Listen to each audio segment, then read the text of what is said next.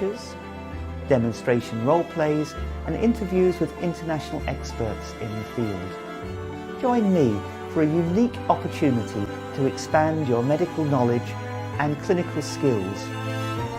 Register for this EPA MOOC, an introduction to cognitive behaviour therapy for psychiatrists.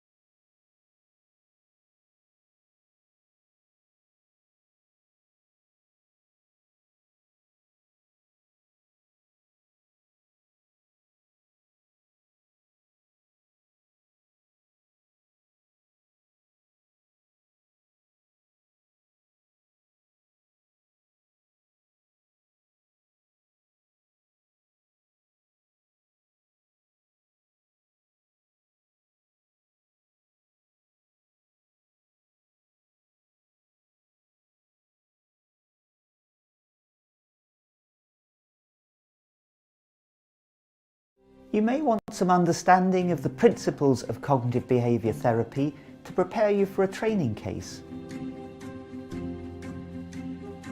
You may want to acquire some skills to use in your day-to-day work. Or perhaps you're simply curious about what CBT really is.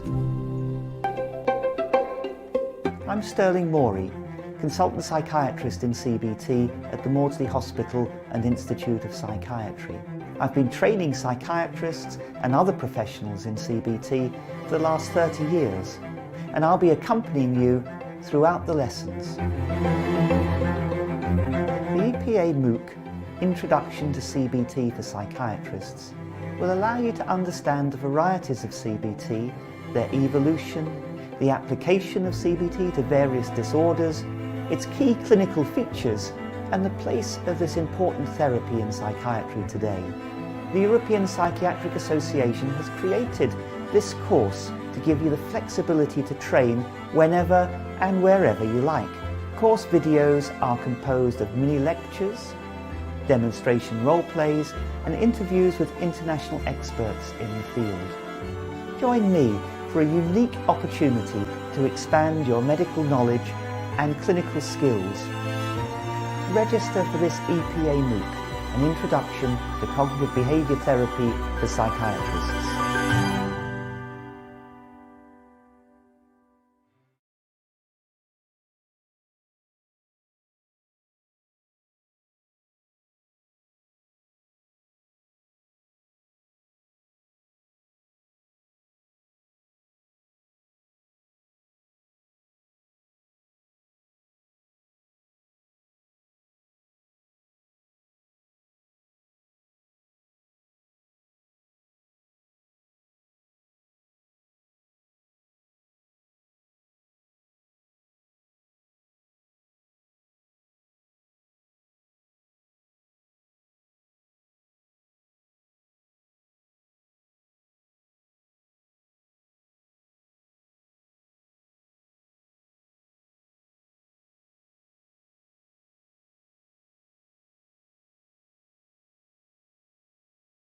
You may want some understanding of the principles of cognitive behaviour therapy to prepare you for a training case.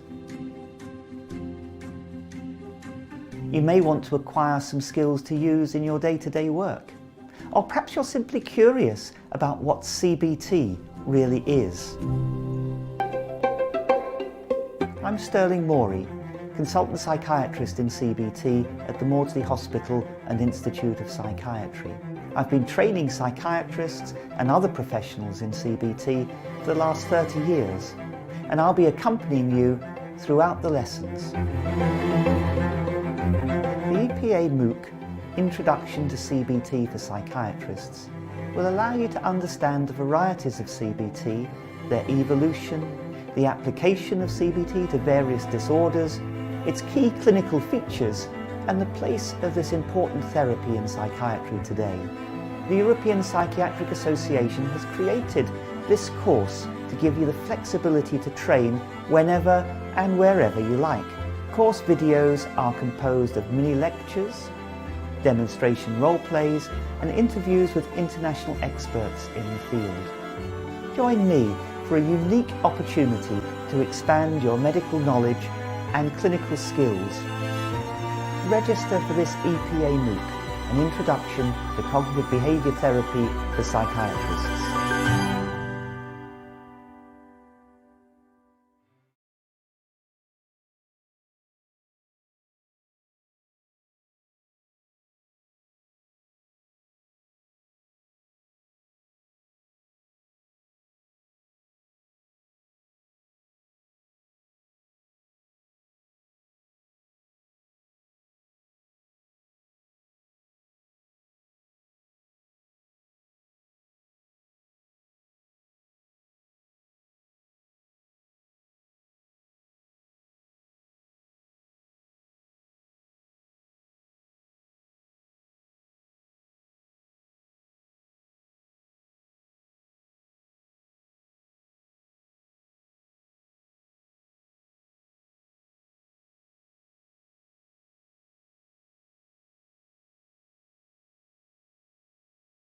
You may want some understanding of the principles of cognitive behaviour therapy to prepare you for a training case.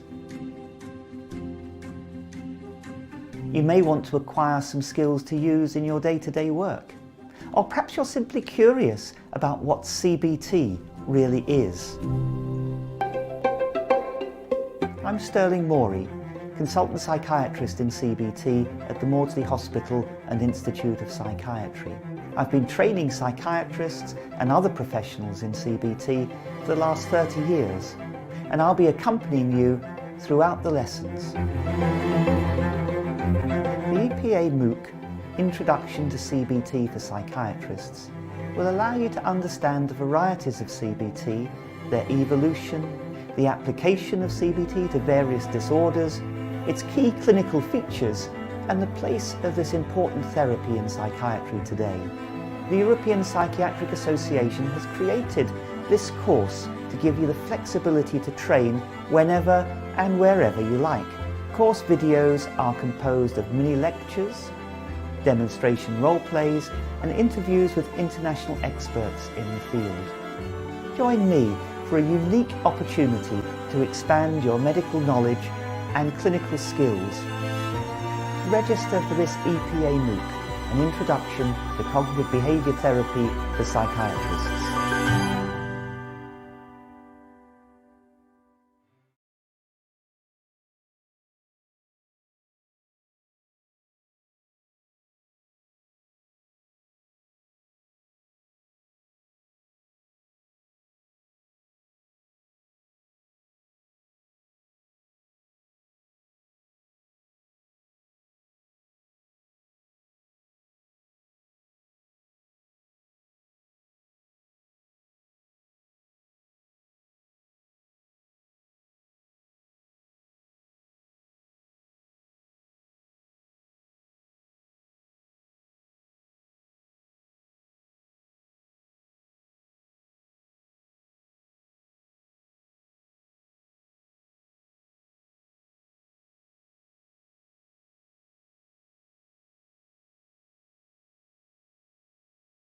You may want some understanding of the principles of cognitive behaviour therapy to prepare you for a training case.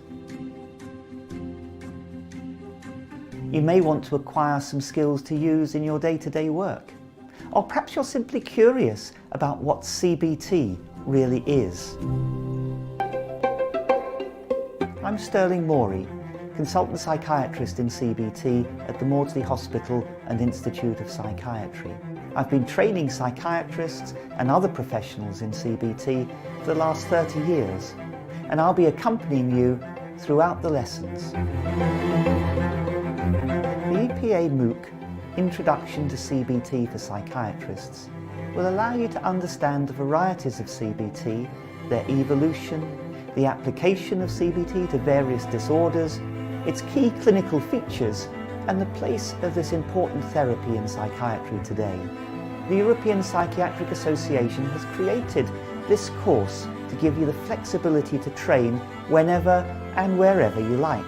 Course videos are composed of mini lectures, demonstration role plays and interviews with international experts in the field. Join me for a unique opportunity to expand your medical knowledge and clinical skills. Register for this EPA MOOC, an introduction to cognitive behaviour therapy for psychiatrists.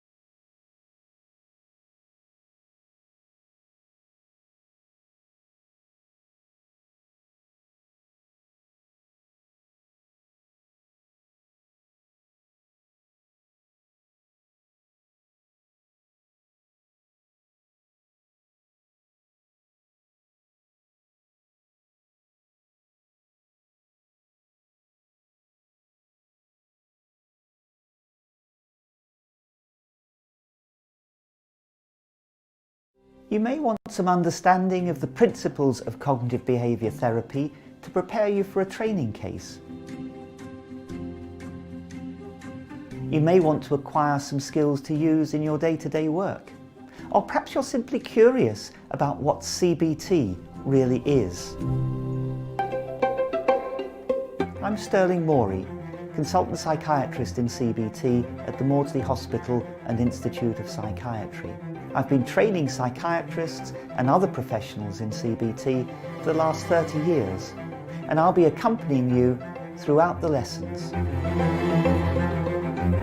EPA MOOC, Introduction to CBT for Psychiatrists, will allow you to understand the varieties of CBT, their evolution, the application of CBT to various disorders, its key clinical features, and the place of this important therapy in psychiatry today. The European Psychiatric Association has created this course to give you the flexibility to train whenever and wherever you like. Course videos are composed of mini lectures, demonstration role plays, and interviews with international experts in the field. Join me for a unique opportunity to expand your medical knowledge and clinical skills. Register for this EPA MOOC, an introduction to cognitive behaviour therapy for psychiatrists.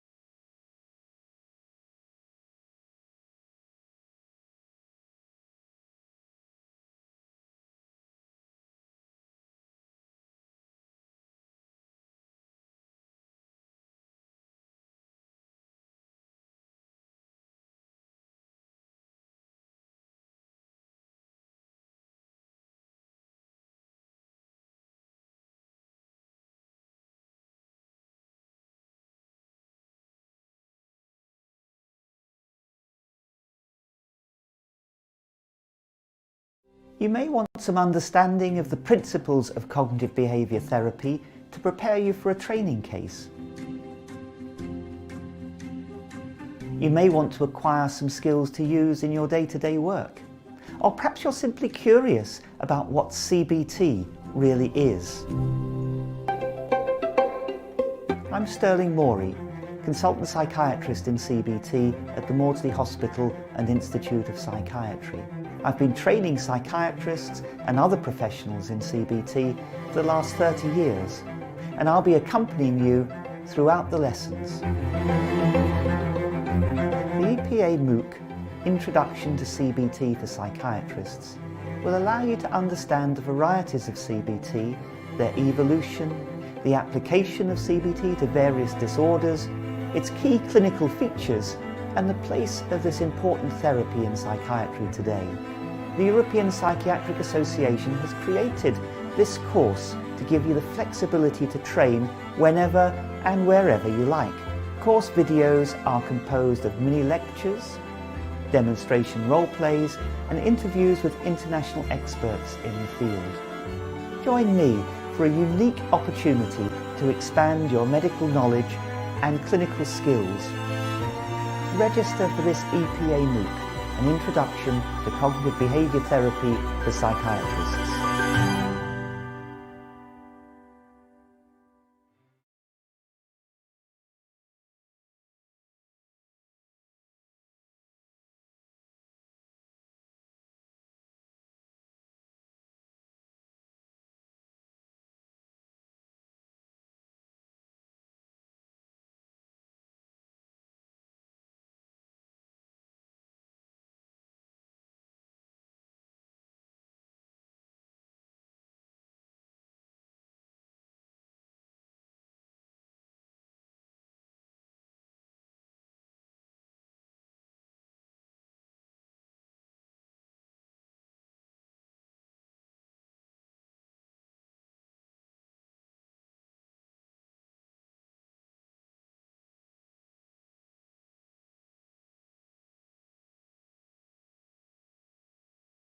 You may want some understanding of the principles of cognitive behaviour therapy to prepare you for a training case. You may want to acquire some skills to use in your day-to-day work. Or perhaps you're simply curious about what CBT really is. I'm Sterling Morey, consultant psychiatrist in CBT at the Maudsley Hospital and Institute of Psychiatry. I've been training psychiatrists and other professionals in CBT for the last 30 years, and I'll be accompanying you throughout the lessons. The EPA MOOC, Introduction to CBT for Psychiatrists, will allow you to understand the varieties of CBT, their evolution, the application of CBT to various disorders, its key clinical features, and the place of this important therapy in psychiatry today. The European Psychiatric Association has created this course to give you the flexibility to train whenever and wherever you like.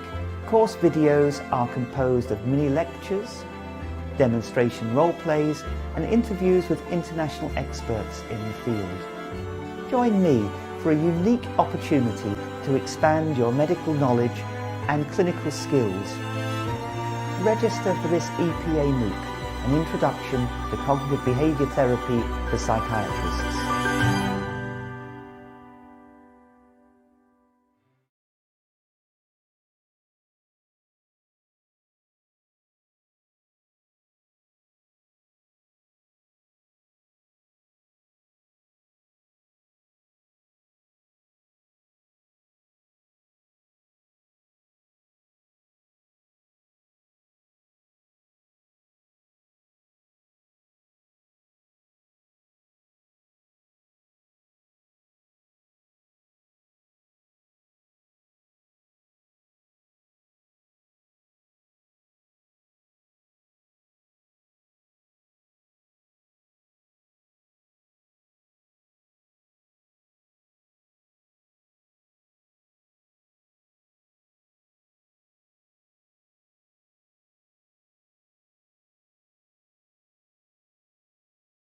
You may want some understanding of the principles of cognitive behaviour therapy to prepare you for a training case.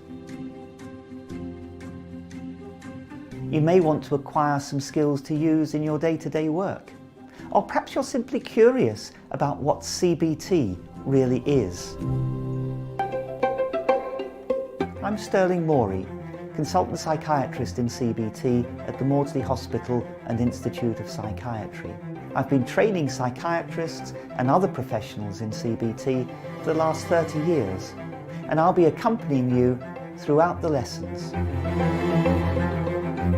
EPA MOOC, Introduction to CBT for Psychiatrists, will allow you to understand the varieties of CBT, their evolution, the application of CBT to various disorders, its key clinical features, and the place of this important therapy in psychiatry today. The European Psychiatric Association has created this course to give you the flexibility to train whenever and wherever you like. Course videos are composed of mini lectures, demonstration role plays and interviews with international experts in the field. Join me for a unique opportunity to expand your medical knowledge and clinical skills. Register for this EPA MOOC, an introduction to cognitive behaviour therapy for psychiatrists.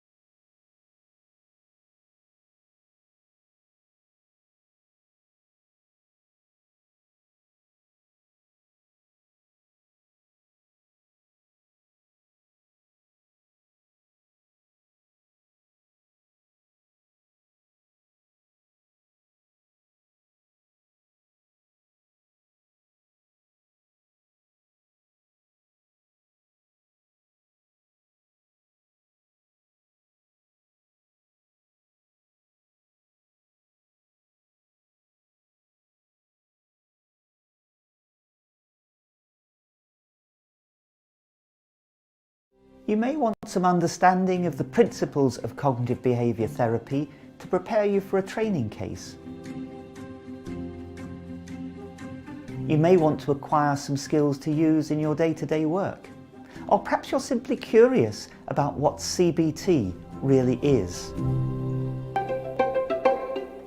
I'm Sterling Morey, consultant psychiatrist in CBT at the Maudsley Hospital and Institute of Psychiatry. I've been training psychiatrists and other professionals in CBT for the last 30 years, and I'll be accompanying you throughout the lessons. The EPA MOOC, Introduction to CBT for Psychiatrists, will allow you to understand the varieties of CBT, their evolution, the application of CBT to various disorders, its key clinical features, and the place of this important therapy in psychiatry today. The European Psychiatric Association has created this course to give you the flexibility to train whenever and wherever you like. Course videos are composed of mini lectures, demonstration role plays, and interviews with international experts in the field. Join me for a unique opportunity to expand your medical knowledge and clinical skills. Register for this EPA MOOC, an introduction to cognitive behaviour therapy for psychiatrists.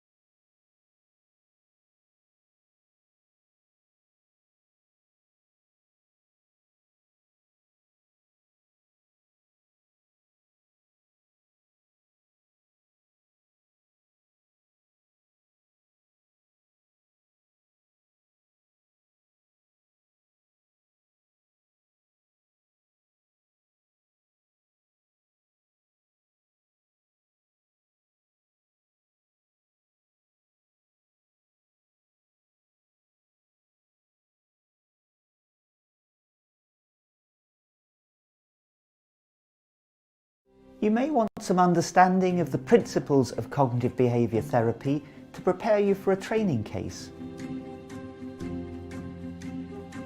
You may want to acquire some skills to use in your day-to-day work. Or perhaps you're simply curious about what CBT really is. I'm Sterling Morey, consultant psychiatrist in CBT at the Maudsley Hospital and Institute of Psychiatry. I've been training psychiatrists and other professionals in CBT for the last 30 years, and I'll be accompanying you throughout the lessons. The EPA MOOC, Introduction to CBT for Psychiatrists, will allow you to understand the varieties of CBT, their evolution, the application of CBT to various disorders, its key clinical features, and the place of this important therapy in psychiatry today. The European Psychiatric Association has created this course to give you the flexibility to train whenever and wherever you like. Course videos are composed of mini lectures, demonstration role plays and interviews with international experts in the field. Join me for a unique opportunity to expand your medical knowledge and clinical skills. Register for this EPA MOOC, an introduction to cognitive behaviour therapy for psychiatrists.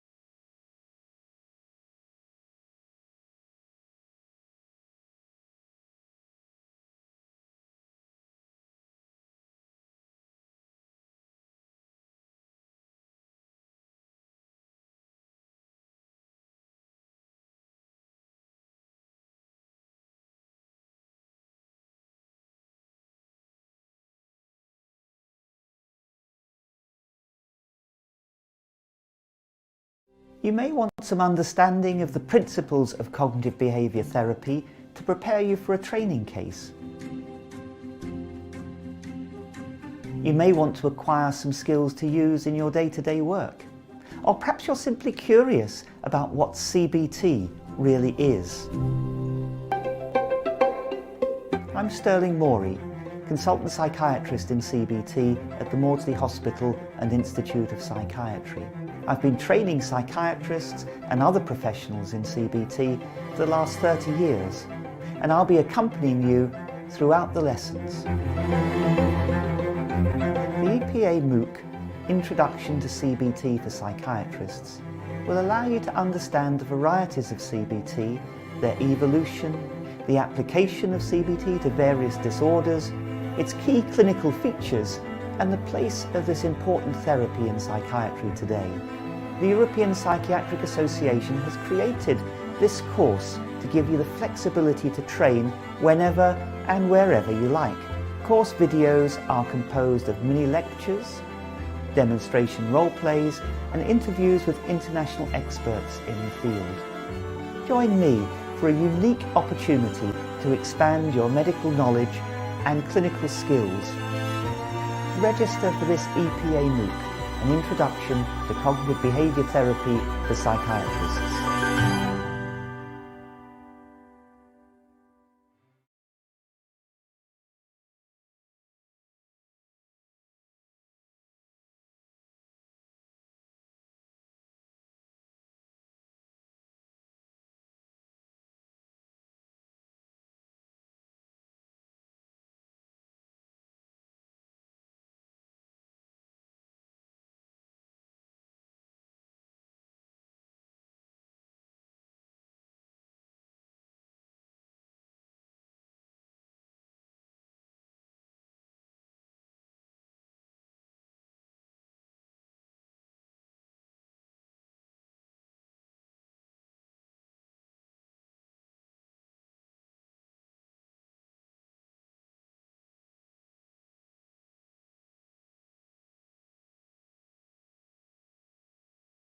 You may want some understanding of the principles of cognitive behaviour therapy to prepare you for a training case.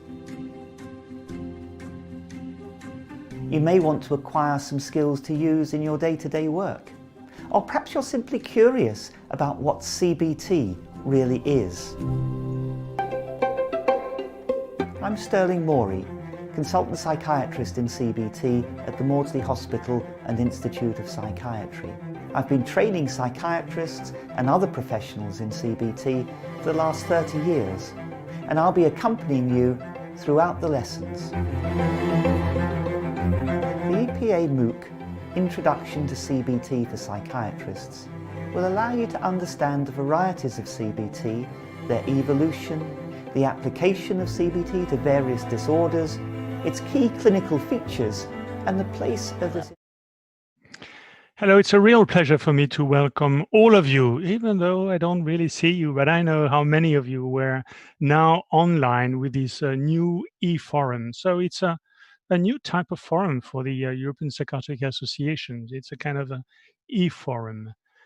The main point is we changed the way of the modalities we do have with the forum because of the COVID.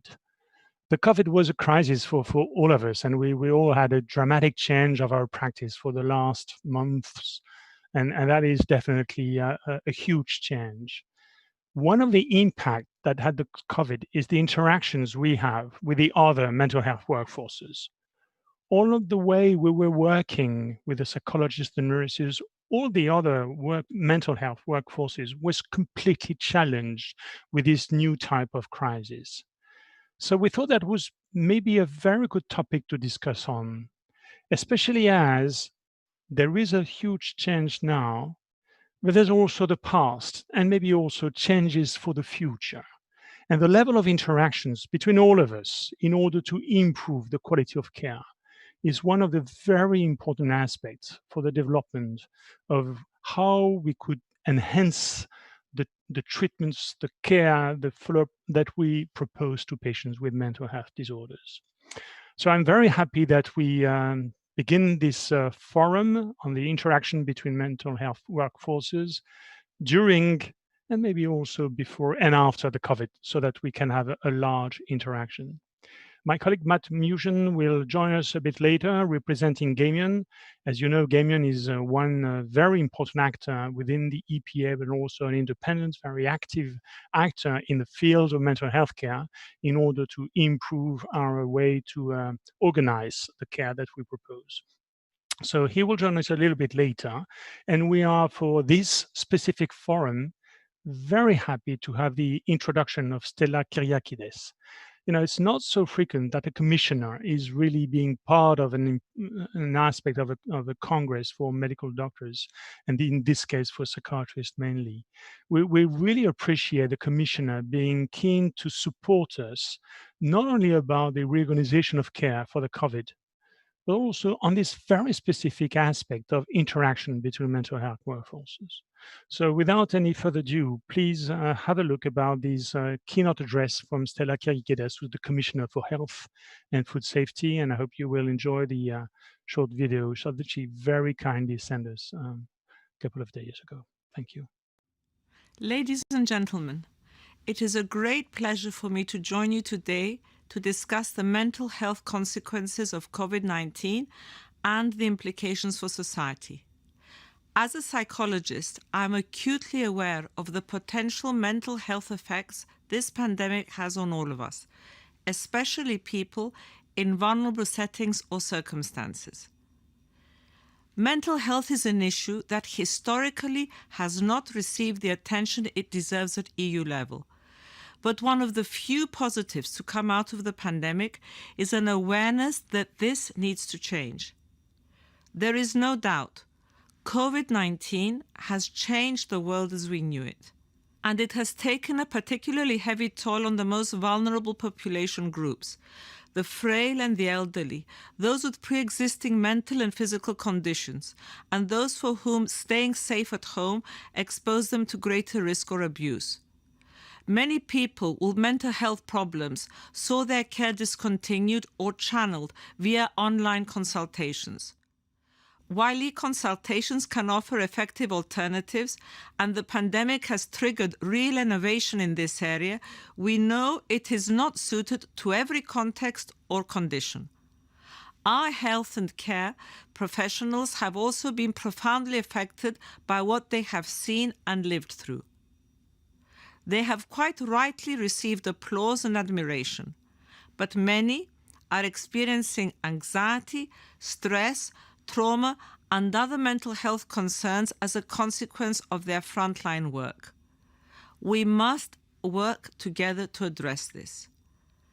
Along with WHO Europe and the European Observatory on Health Systems and Policies, we are monitoring how national health systems respond to the COVID-19 pandemic. But there is a long way to go before we get to the full picture of how health systems, including mental health services, are coping. As we move into the next phase and countries begin to slowly open up, we face new challenges and anxieties. The virus continues to pose a very real threat, but in many places, a new normal is beginning to emerge. In this next phase, we need to process many simultaneous concerns, dealing with the impact of the first wave, taking stock, learning, improving, and planning ahead. We face a kaleidoscope of mental health challenges. How do we support the reopening of schools and help young children and people readjust to life after lockdown? How have confinement measures impacted on frail, older people in care homes, on their families and their carers? How many people with existing mental and physical health concerns have suffered setbacks in their recovery or treatment process?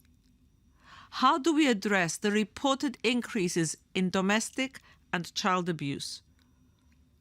What if we need to roll back the deconfinement measures at a certain point if we have a resurgence of the virus? And how will we manage mental health impacts? These are just a few of the questions we must answer, and your profession will provide essential support and guidance going forward.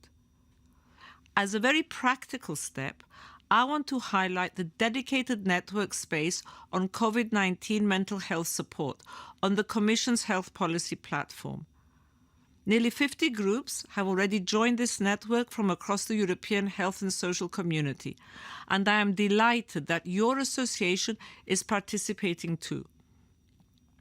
Looking forward to the next few years, EU support for public health will be massively stepped up with our new EU for Health programme, worth €9.4 billion.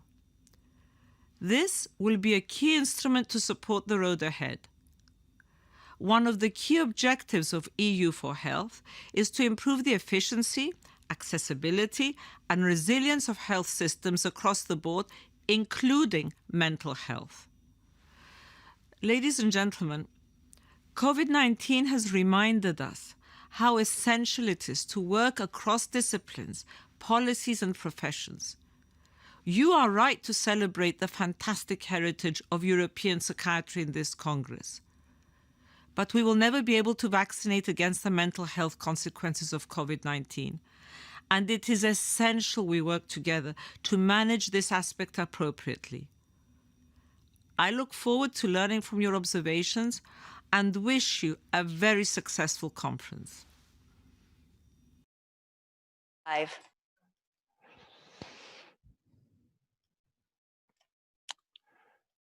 So thank you very much for, I hope you enjoy this presentation.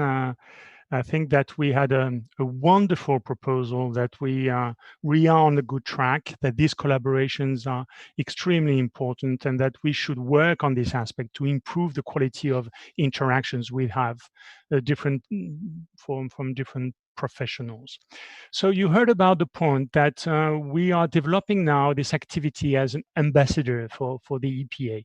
So we asked all of you, and you probably received some emails about that you accept to fill in a poll where many different types of questions, very short ones, just 5 or 6 minutes, are really about core aspects that we want to have the knowledge on for all clinicians working on mental health forces in Europe.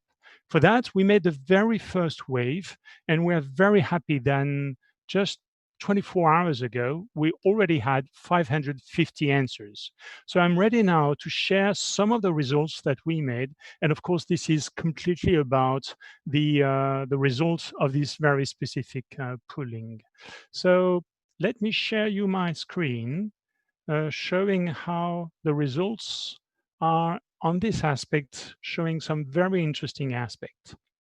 So for these ambassadors, if you did not yet reply, this is the link. So you have it in our internet and intranet link of the EPA, and you also have it within your app, which was developed by Kenneth for the EPA. So you are also able to participate in that. But for those already making, this is the results we observed. We had for these 2nd of July, more than 500 responses. And I want to congratulate the Irish that were the first country with the most important number of clinicians.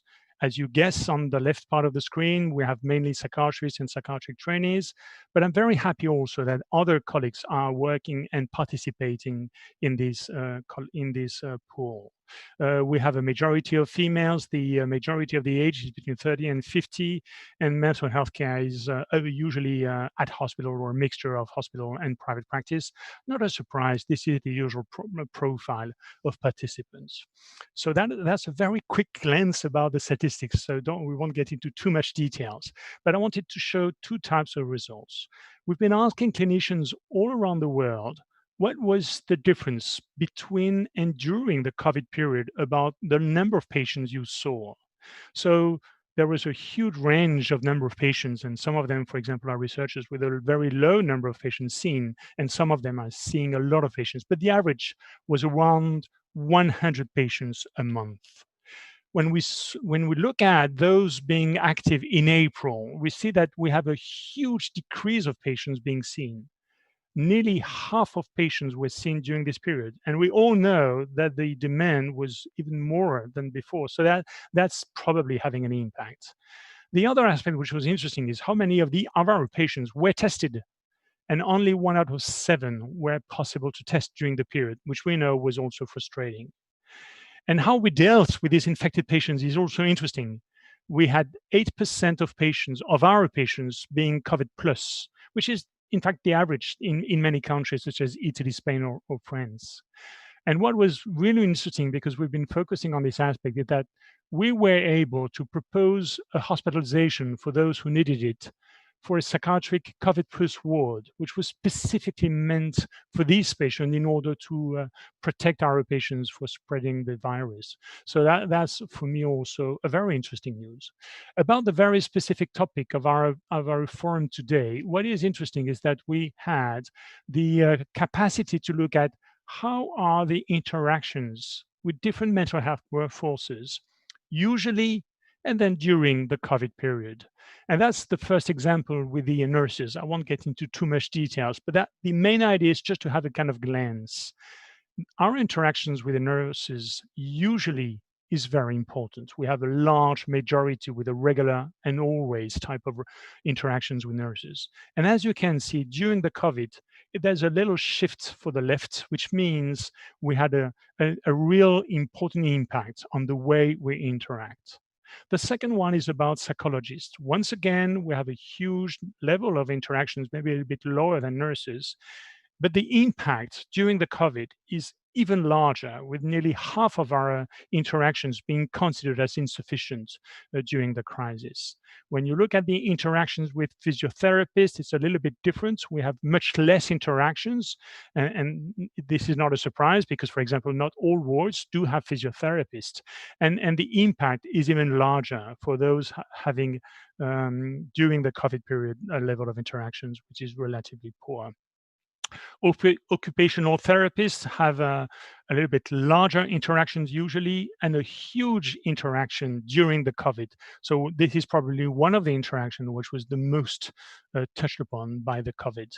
Interaction with family members is part of life. So of course we have regular and always types of relationship before. And once again, a huge impact during the COVID.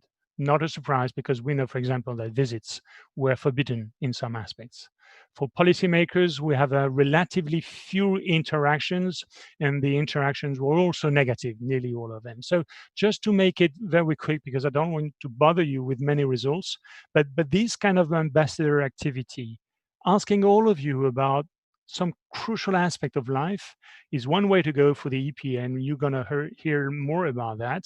And it gives us some kind of lessons that are really interesting, and for which I would be extremely interested to have the opinion of those other mental health workforces. Just such a couple of points that are, I think, quite relevant for these results. High usual interactions with nurses, psychologists, and family members. Interactions with nurses and psychologists were more conserved compared to the other one during the COVID. But nevertheless, even those there were protected, we lost 1/5 of them. So that's definitely right significant. Physiotherapists and occupational therapists had less contact initially, but had a huge impact of the COVID, losing half of this important interaction. the contacts with family members divided by 2 during the COVID, and that's definitely one of the aspects which was dramatic for the COVID. And a third of clinicians have interaction with policymakers, but only a fourth during the COVID. So as you can see there, there's quite a lot of these kind of interaction, which is completely challenged by the aspect of the COVID. I would like now to ask, because we have a little bit of time, Matt, who very nicely joined, if he would be possible to give a welcome word, because with his specific connection types, he might have some difficulty initially. I think that, Matt, you are here. If you want to take the floor to welcome, you will be welcome. If not, it's we will have Matt a little bit later. Matt is somebody with a good assertivity. I'm sure that he will be when he will join, raise a lot of questions and have a lot of interaction. So maybe we can begin as saving a little bit of time, which is unusual and definitely a good point for the organization of our meeting, to begin the discussion with the roundtable discussions, because for me this is the most interesting part of the forum, where we really can have interactions. Don't forget that for all of you, questions and answers are welcome. This is one of the good aspects with these e-forum, where we can collect not only 3 or 4 questions because there's a queue on the mic, but you can send 200 questions. I know that the number of connected people is more than 300. So you have large latitude to raise a question, use the chat, and of course we might not be able to use all of them, but at least try to use the ones that were the most frequently asked by many of you. So please do not hesitate. So if you agree, we could then begin with the Andrew Bittlebink presentation. Andrew is the president of the Union of Medical Specialists, the UEMS, which has, as you know, a very important role in Europe for the organization of our specialty. So if you agree, I will open the file for Andrew, and there share the screen to have the benefit of their participation.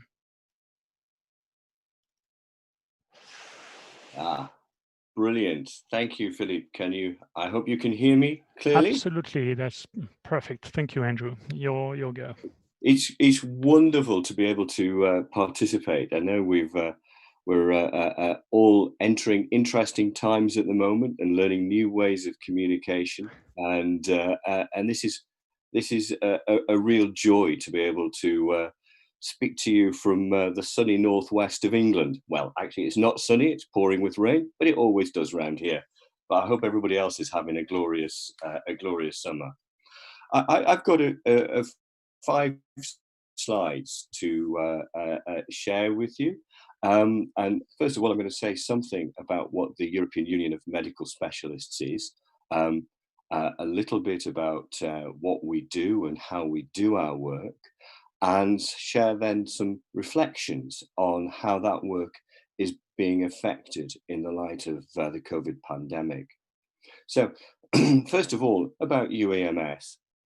We, as an organisation, represent the Medical Specialists Association to the European Union, very much connected with the project to harmonise standards around Europe, and in our case, particularly standards around medical education, and for us in psychiatry, around psychiatric education.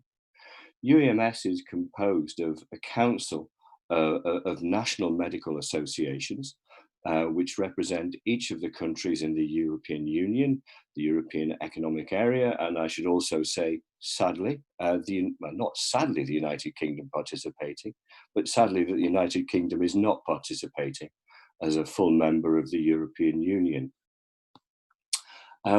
We are concerned particularly around as I said, the education of medical specialists, and we do this in 3 ways. By, first of all, setting standards for postgraduate education in all medical specialties, looking at how training is delivered and what the content of training is. Secondly, we look at setting standards for assessments in medical specialties, that is, examinations, postgraduate examinations in particular. And thirdly, we accredit CME activity. And indeed, this conference, I expect, is being accredited through EACME, the European Council for CME. We're organised around medical specialties, as I say, and we recognise 50 medical specialties. I should also say our sister organisation, the Child and Adolescent Psychiatric Section, is one of those other 50 recognised specialties. Each of those specialties is represented through a board, and each section has a board which does the business of the section. The board is composed of delegates from each of the member nations, and increasingly we have observer nations. The influence of Europe is increasing around the world, and that's fantastic to see. So in our recent meetings, we've had input from Russia, from Morocco, and from Egypt, and our influence is widening. Our vision and missions. Well, that's basically what's set out in if we could go back a slide, Philip. Yes, if we could go back another slide. Thank you. That's our vision and our mission. So very much at the heart of what we're talking about this morning, promoting standards of care. We do this through influencing postgraduate and undergraduate training in psychiatry, and contribute to the harmonization of professional standards.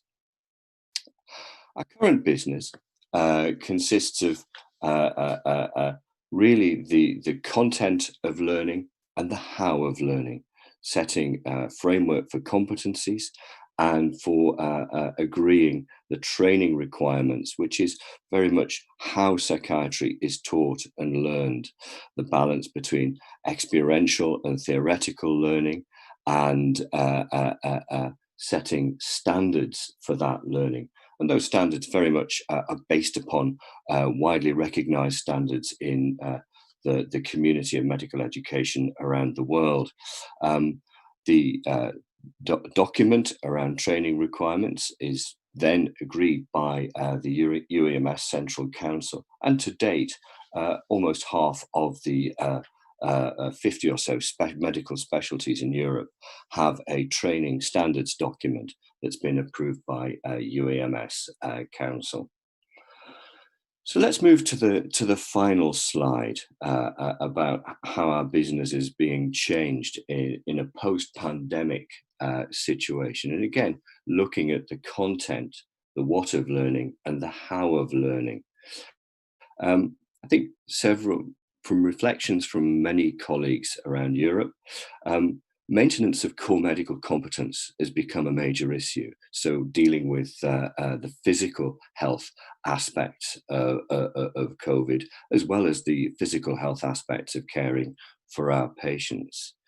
New emphases have emerged, with recognition of the traumatic and traumatizing effects of the pandemic. It's estimated that around 20% of patients who've been in ICU will develop PTSD over the course of the following 12 months. There's concern around the emergence of new syndromes, although that's probably not such a big issue. Support for the health and care workforce. Early on in the pandemic, we started to see patients who are medical and nursing colleagues in the acute medical setting who presented with unusual forms of psychosis. And it's estimated that over time, around 50% of the acute workforce will develop anxiety, depression, or PTSD at some point. So a big issue there about how mental health supports the rest of the health and care workforce. We will have issues as we go ahead, looking at the possibility of a second wave of COVID. But then after that, the mental health surge and the mental health impact of not only isolation, but also the economic consequences of COVID. And no doubt, sadly, there will be in many places an increase in the suicide rate. So there's a real need to learn about the public health impact, public mental health impact of such emergencies and crises. And we've all learned an awful lot about how technology might support healthcare delivery, telepsychiatry, and using video consultation, telephone consultation techniques, and supporting other members of the workforce and the mental health workforce in doing that has become very much part of our everyday work. So the how of learning, how's that going to be influenced? Well, I think flexibility is the key, as well as looking at how we enable people to access the experience that's required to deliver the content of learning we described above. As during this crisis, we know that many medical schools stopped clinical placements. There was reduced contact with patient care for both students and trainees, and so it's learning how we might support that clinical learning in a virtual way using simulation techniques and technology as we go forward. And I think one of the key things that I've learned through this, both as an educationalist and as a practitioner, is the importance of flexibility and flexibility of response to what's happening in the environment. And maybe one of the emphases that we need to look at is the emphasis of capability around our workforce, meta competency rather than competency, learning about learning and learning about delivering service in a new way. So that's it from me. I look forward to joining in the rest of the discussion later. Thank you, Philip.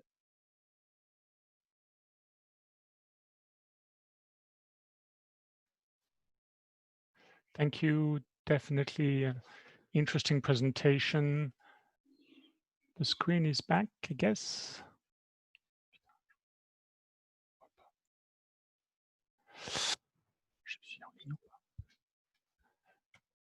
So thank you. Definitely interesting part.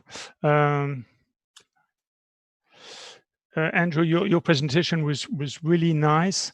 I really share your point that we had a crisis that was really managed for our patients. And the point is, as you raise, probably the second wave on the general public, shutting down the schools, the isolation from the whole population might be in fact the real challenge, much more than the changes of care we proposed during the crisis. So we had this feeling that maybe we missed a little bit the target. It would be a bit different. Do you share this point, and what would be your recommendation for these aspects? I'm sorry, Philip. The signal cracked up a little bit there, but I heard you say you were looking at the second wave, and particularly the public mental health surge as things go forwards. And I feel a little bit like we're bracing ourselves for the imminent tsunami. One of the things I think we have to do is learn better ways of looking after ourselves and looking after each other as we go forward. So I was talking about providing support for the rest of the health and care workforce, but I think that also applies to the mental health workforce. Very interesting talking with colleagues, increasingly having our multidisciplinary meetings through virtual fora like this. And we're kind of missing the physical contact, the corridor conversation, the informal supportive chat, exchange of information, and so on and so forth. And as we go into the next wave, I think we're going to have to think about how we deliver such things flexibly, not only enabling people to use the technology, but enabling to use the technology effectively to support each other. So I think one of my messages would be about looking after each other. Thank you, Gilles. Definitely a nice message. I'm sure that we will share it. So thank you very much, Andrew. We will get now to the next speaker, who's Nina Kilku. She's the president of the European Psychiatric Nurses Organization. So one of these interactions that was so important in our survey. So very happy to have Nina on board and have her presentation that I will show very quickly, hopefully in a couple of seconds. Here we are. Nina, the floor is yours. Thank you. Thank you, Philip. And first of all, well, to all, which I can't see, have a nice morning, and hopefully you enjoy all this wonderful program. Thank you for the organizers also about the flexibility to organize this conference now online. And I'm really happy to be participating in this one. So I'm actually sending you greetings from Finland, so sorry about my accent on that sense. Philip, could you please put the next slide, please? So I'm presenting Horatio, which is the European Psychiatric and Mental Health Nursing Organization, and we are representing around 20 national associations throughout Europe. So our main task, of course, as a European roof organization is to give the voice to the mental health nurses in different discussions on mental health nursing and mental health in the European level. But of course, we would like to also to support national associations with some of their activities with the resources we have. And in this slide, you can see some of the main cooperative organizations we are actually having cooperations or active discussions with, and one of the biggest one is of course the International Council of Nurses, as we should also remember that this is globally the year of the nurse and midwife, which unfortunately because of the COVID-19 became very different that was planned. We are an active member of Mental Health Europe. We are supporting EUFAMI actions, and we are discussing different issues also with the WHO, especially throughout the ICN at the moment. And we have been also a bit active with the European Council of Bioethics group. So this is just to give you the overview of the organization itself. So I go here point by point. So there are some discussions we have had in the European Mental Health Nursing Organization, and I have gathered some information from our members just briefly. And I am sorry, but I think I probably say some things which Andrew already mentioned, but this is the thing with COVID now, so we are tackling with the same problems everywhere at the moment. So of course, the isolations and need for precautions for every one of us have been a huge emotional burden and stress. And there has been really worries and fears about the infection itself, but also about what is the isolation actually doing to us, as well as the loneliness and anxiety. So Philip, please, the next. And we should also recognize that there is not only a risk factors, but also a lot of protective factors.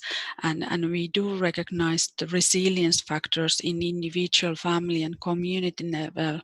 And this is just to remind us that we shouldn't kind of medicalize all the reactions if it's not needed. But this is one of the main concerns and issues probably for the future, how we really can assess and evaluate who are in need of more supportive care and who just cope without any professional help actually. We already know, and there has been warning signs like the increase on substance abuse in different countries, increase and estimations of domestic violence in many places, neglect, especially towards the old people, and then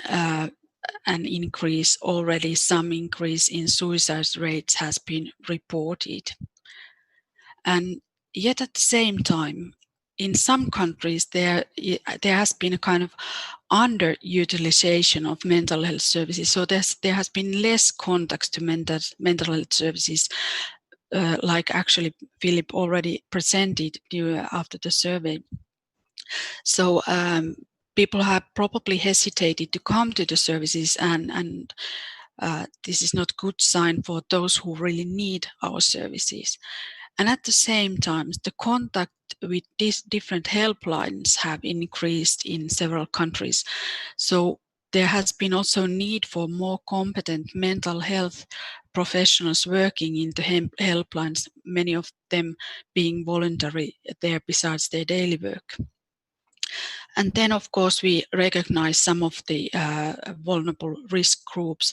So people with pre-existing health and social problems. For example, if there has been already unemployment and low incomes, and now the whole kind of economical family system might have actually collapsed. So there are really big issues in many families at the moment. The situation with old people, how the isolation have actually and is affecting them and their mental health. What about children and adolescents, especially in the families where there might have been already some problems? So there seems to be now some children and adolescents more who are in caring roles in their families, and of course that is not good. And the children and adolescents might also lack the structure for their day because of the schools were also locked down in some countries. Then we need to have some specific attention for healthcare staff working in the intensive care units, definitely. But it's not the whole story, because there are a lot of healthcare staff working with the infected patients or patients who might be positive also in other healthcare settings, including also mental health services. And they might not have such an experience and know how to work with infected patients like the persons who was in senior level in ICUs. And of course, the last one, but not the least from the mental health nursing viewpoint, is also the people who have already pre-existing mental health and substance abuse problems. And here we know that for some people, actually the isolation first, when it started, could have been even a little bit less stressful times, and they might cope even a little bit better because of kind of common sense that all people are now having restrictions. But when it keeps going and takes long time, so the worries are increasing, especially while in community and outpatient services, several relationships are not maybe continuing at the moment. There has been some remote and online services available, but it seems that there are also need to develop these and actually the access for technology for some of our patients and clients. So from the Horatio viewpoint, we would like to highlight that we see that there is a need for mental health literacy and competency in all levels in promotion, prevention, and in care. And we probably need to develop a new kind of cooperation models also, maybe between different services. This is highly also dependent on which country you are and what kind of service cooperation there is already. But it might be that we need to bring in the mental health competence in NGOs, more in primary healthcare than today, maybe in social services and other specialized services besides mental health services. We need to have cooperation between different professions in practice, and we definitely need multidisciplinary research and development initiatives and projects. A new kind of approach is probably also from this viewpoint. Our worry at the same time is that now it's the time kind of utilize fully the capacity and potential of psychiatric and mental health nurses in all these levels, not only in mental health services. So as we all know, the nurses are the biggest professional group in healthcare in general. So we need probably to strengthen the mental health competence of all nurses. And again, there are a lot of differences between countries in this sense. But also the psychiatric and mental health nurses, we need to utilize all their potential also in non-traditional mental health services. Maybe there's a need to develop consultation systems, mentoring, maybe joint clinical supervision, so that there is a kind of ongoing learning process for those nurses and other professionals who are not working in the mental health settings normally. And there are also development needs in mental health services. Probably we need to also check that there's enough mental health staff in different settings and services available, being those mental health nurses or other professionals. And from the mental health and psychiatric mental health nursing viewpoint, it should be remembered that we should utilize all the levels of knowledge and competence, the bachelor level, the master's and PhD level of psychiatric and mental health nurses.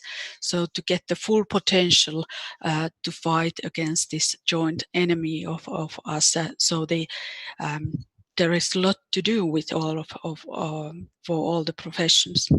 Yes, next please. But like also Andrew mentioned, it's highly important to promote and safeguard also the mental health of all the healthcare professionals, of all of us really.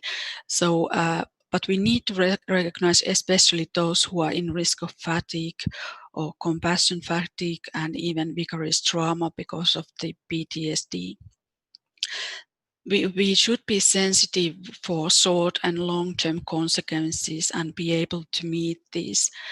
But we need to also remember that we need to provide some support system already now for the persons who are working in intensive care units, but also in other healthcare services. And we should remember that also the healthcare professionals have other life outside of the work, so they might be in other vulnerable life situations at the same time, which it's again making it more risky from the mental health viewpoint. And we need to also remember, of course, those who are working in mental health services and to be able to provide them support, clinical supervision, and those kind of tools to keep up their mental health. So Horatio is actually launching a statement paper on the COVID-19 and mental health nursing. It will be launched later next week. And I have just gathered some of the points from that statement in this presentation.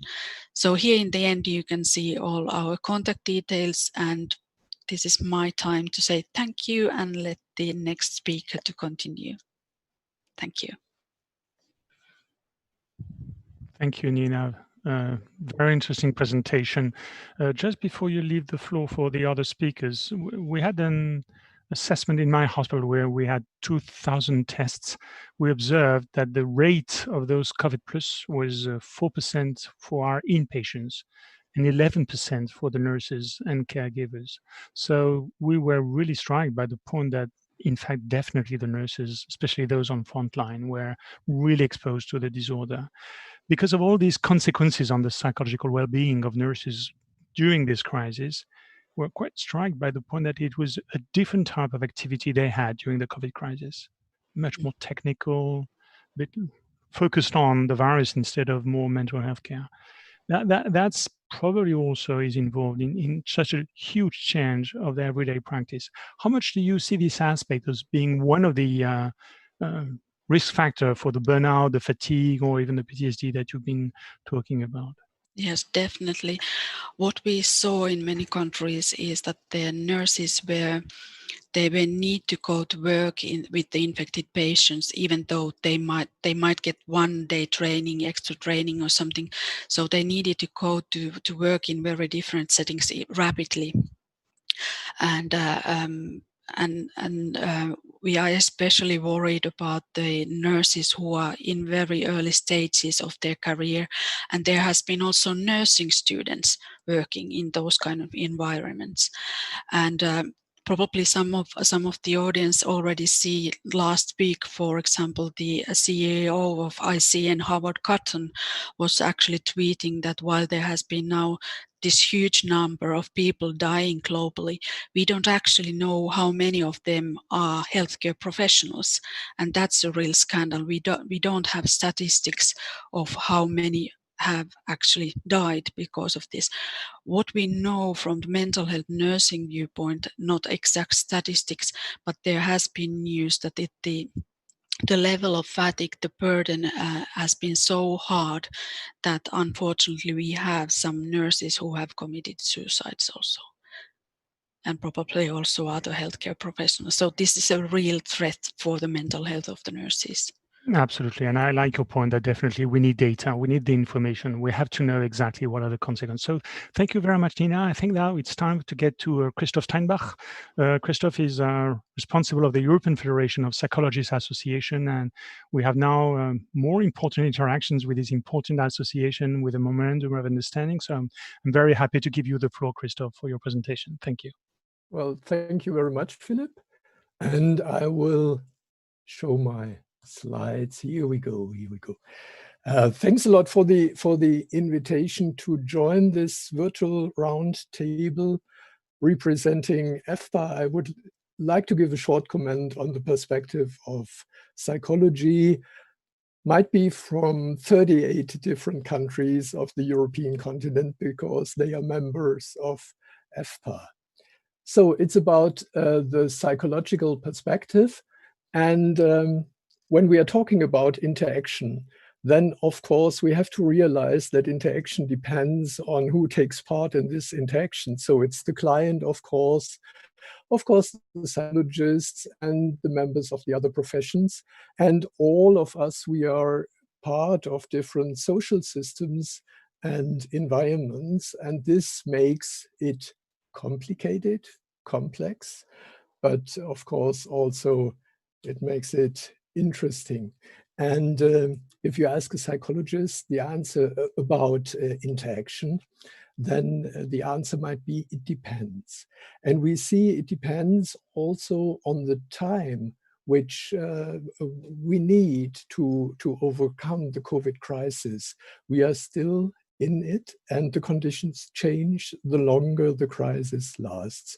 So those are aspects we have to keep in mind. What we learned in the COVID crisis, we learned a lot. Let me show this. We learned a lot. Oh, sorry. Now it goes back. Here we go. We learned a lot about perhaps online consultations, about social psychosocial risks, online teaching, psychological help, and so on.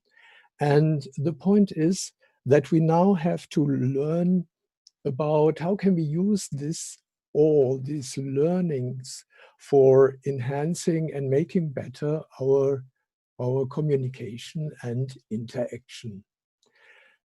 Psychology is not only clinical psychology or health psychology. Psychologists are working in very different fields of practice, and some questions are related to education in times of COVID, like homeschooling, and other points are about team development and leadership under the special situation of home office, and you have to work in distance, use the internet, and still you have to lead or to take part in team meetings. And this is also a real challenge for the work and the everyday life as well. So we learned a lot about this, and we should think about how we can use this for our cooperation.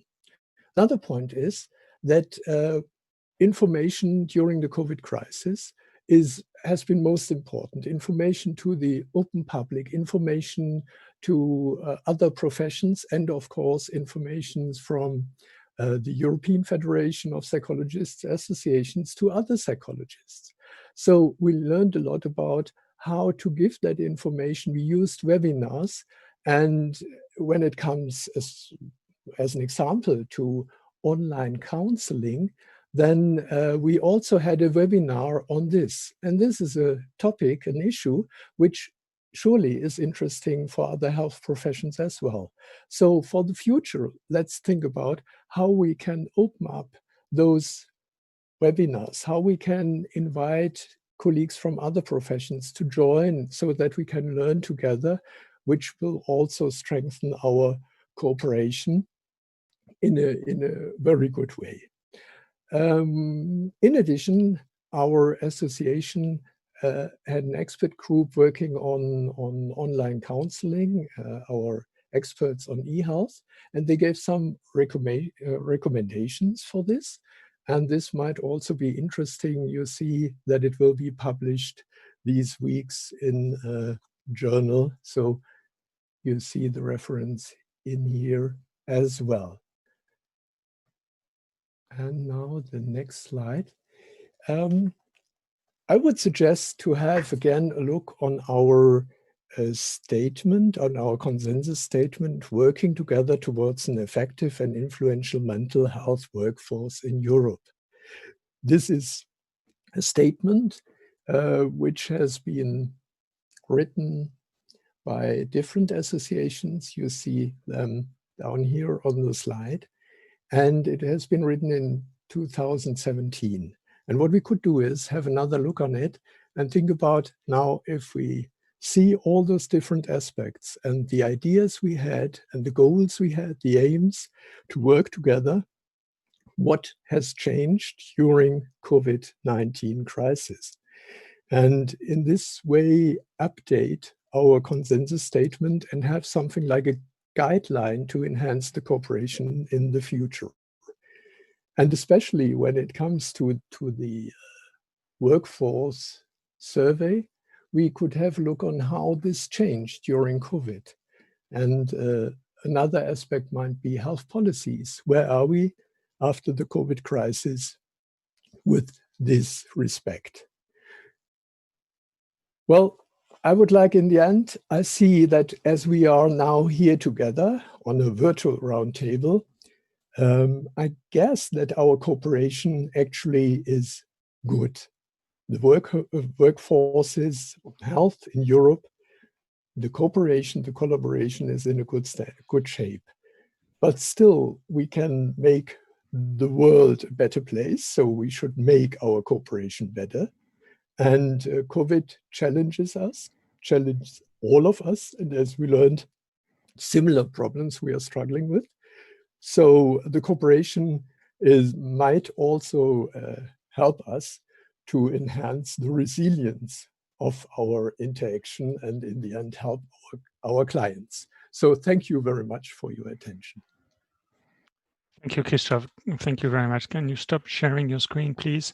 Yes, definitely. I like a lot your presentation about all those modifications that completely change the landscape of how we take care of patients. One of the big challenges you've been raising is about this e-therapy, how we moved to real face-to-face therapy, which is the basis, the roots of psychotherapy, and changing it up, doing that on tablets with many people, not seeing your clinician, but also the other patients and the interactions that are so important. It's probably going to find new one. It's not completely new. I mean, we already had some of them before, but doing that systematically for all type of patients, sometimes even starting the process only as a virtual interaction probably has a huge impact. How are you going to dig this aspect? How are you going to try to further understand the limits, the positive aspects, and what we should keep, what we should change? Well, do you have already some cues about what the development of this type of approach? Well, I think that one of the experiences is that different groups of clients are easier to reach virtually than if you have appointments in the clinics or something like that. So what we learn is that it's not in a way okay to usually have a negative perspective on virtual communication and virtual counseling and therapy, like it has a deficit in general. So for some groups, for some aspects, it is quite helpful on supporting the process. And we have to learn more about where are the differences in it. Actually, we are challenged as professionals to make a virtual situation for the client that it feels like a real one. So there is a lot of meta competence and reflection needed about the way we communicate in the virtual situation. So we should have a clearer respect and look on it in our training courses for the students, online counseling, online therapy, and further education, and train that in a way, because that's possible.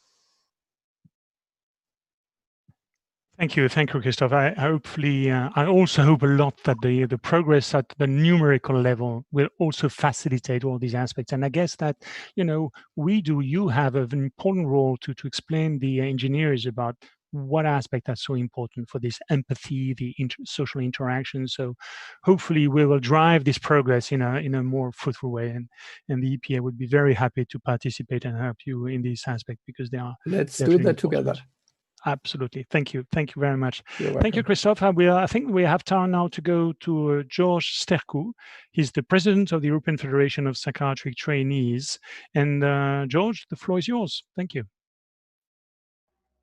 Right.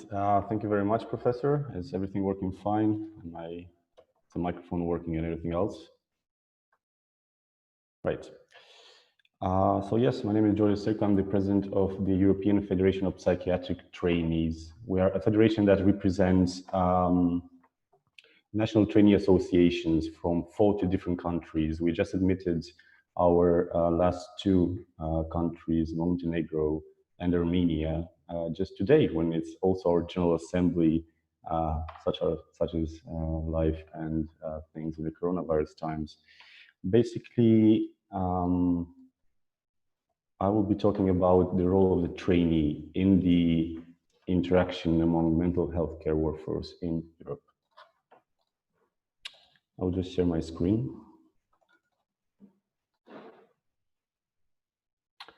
So,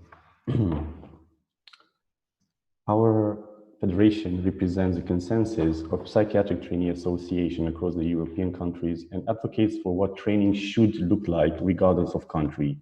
We have multiple international partners, the biggest one being EPA. So thank you very much, Professor Philip Gould, for inviting us here and being a strong supporter of our federation.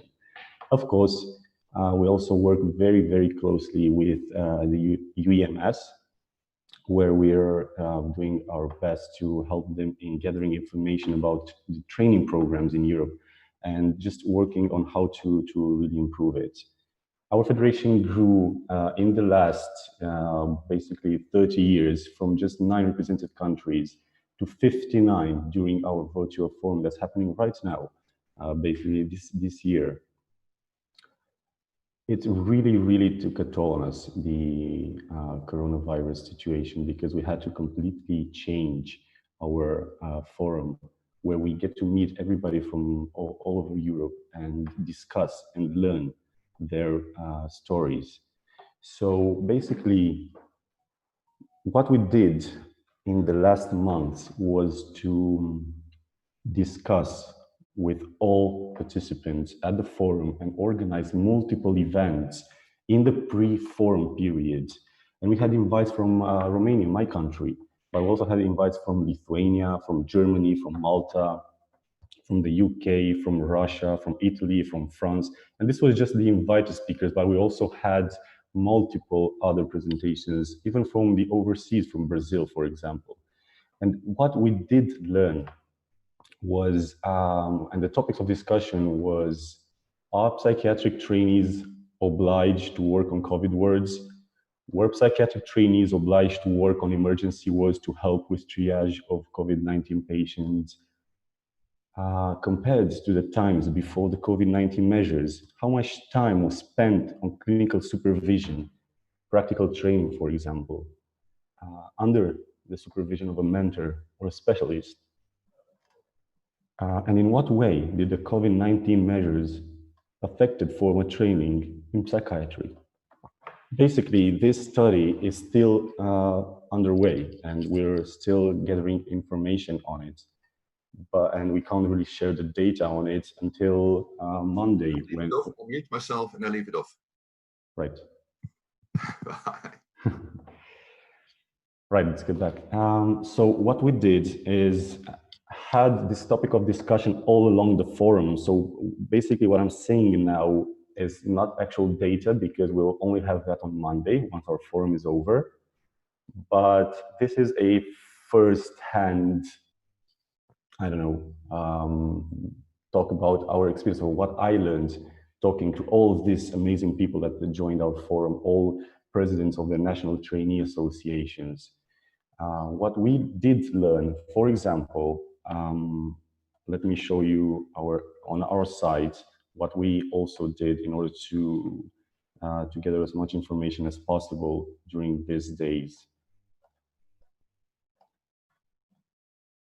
So basically, on our site, if you would visit it, efpt.eu, where you can learn a lot about our federation, we gathered a lot of different country cards where all the trainees could have sent what problems they have in their own country, what we can do to help them.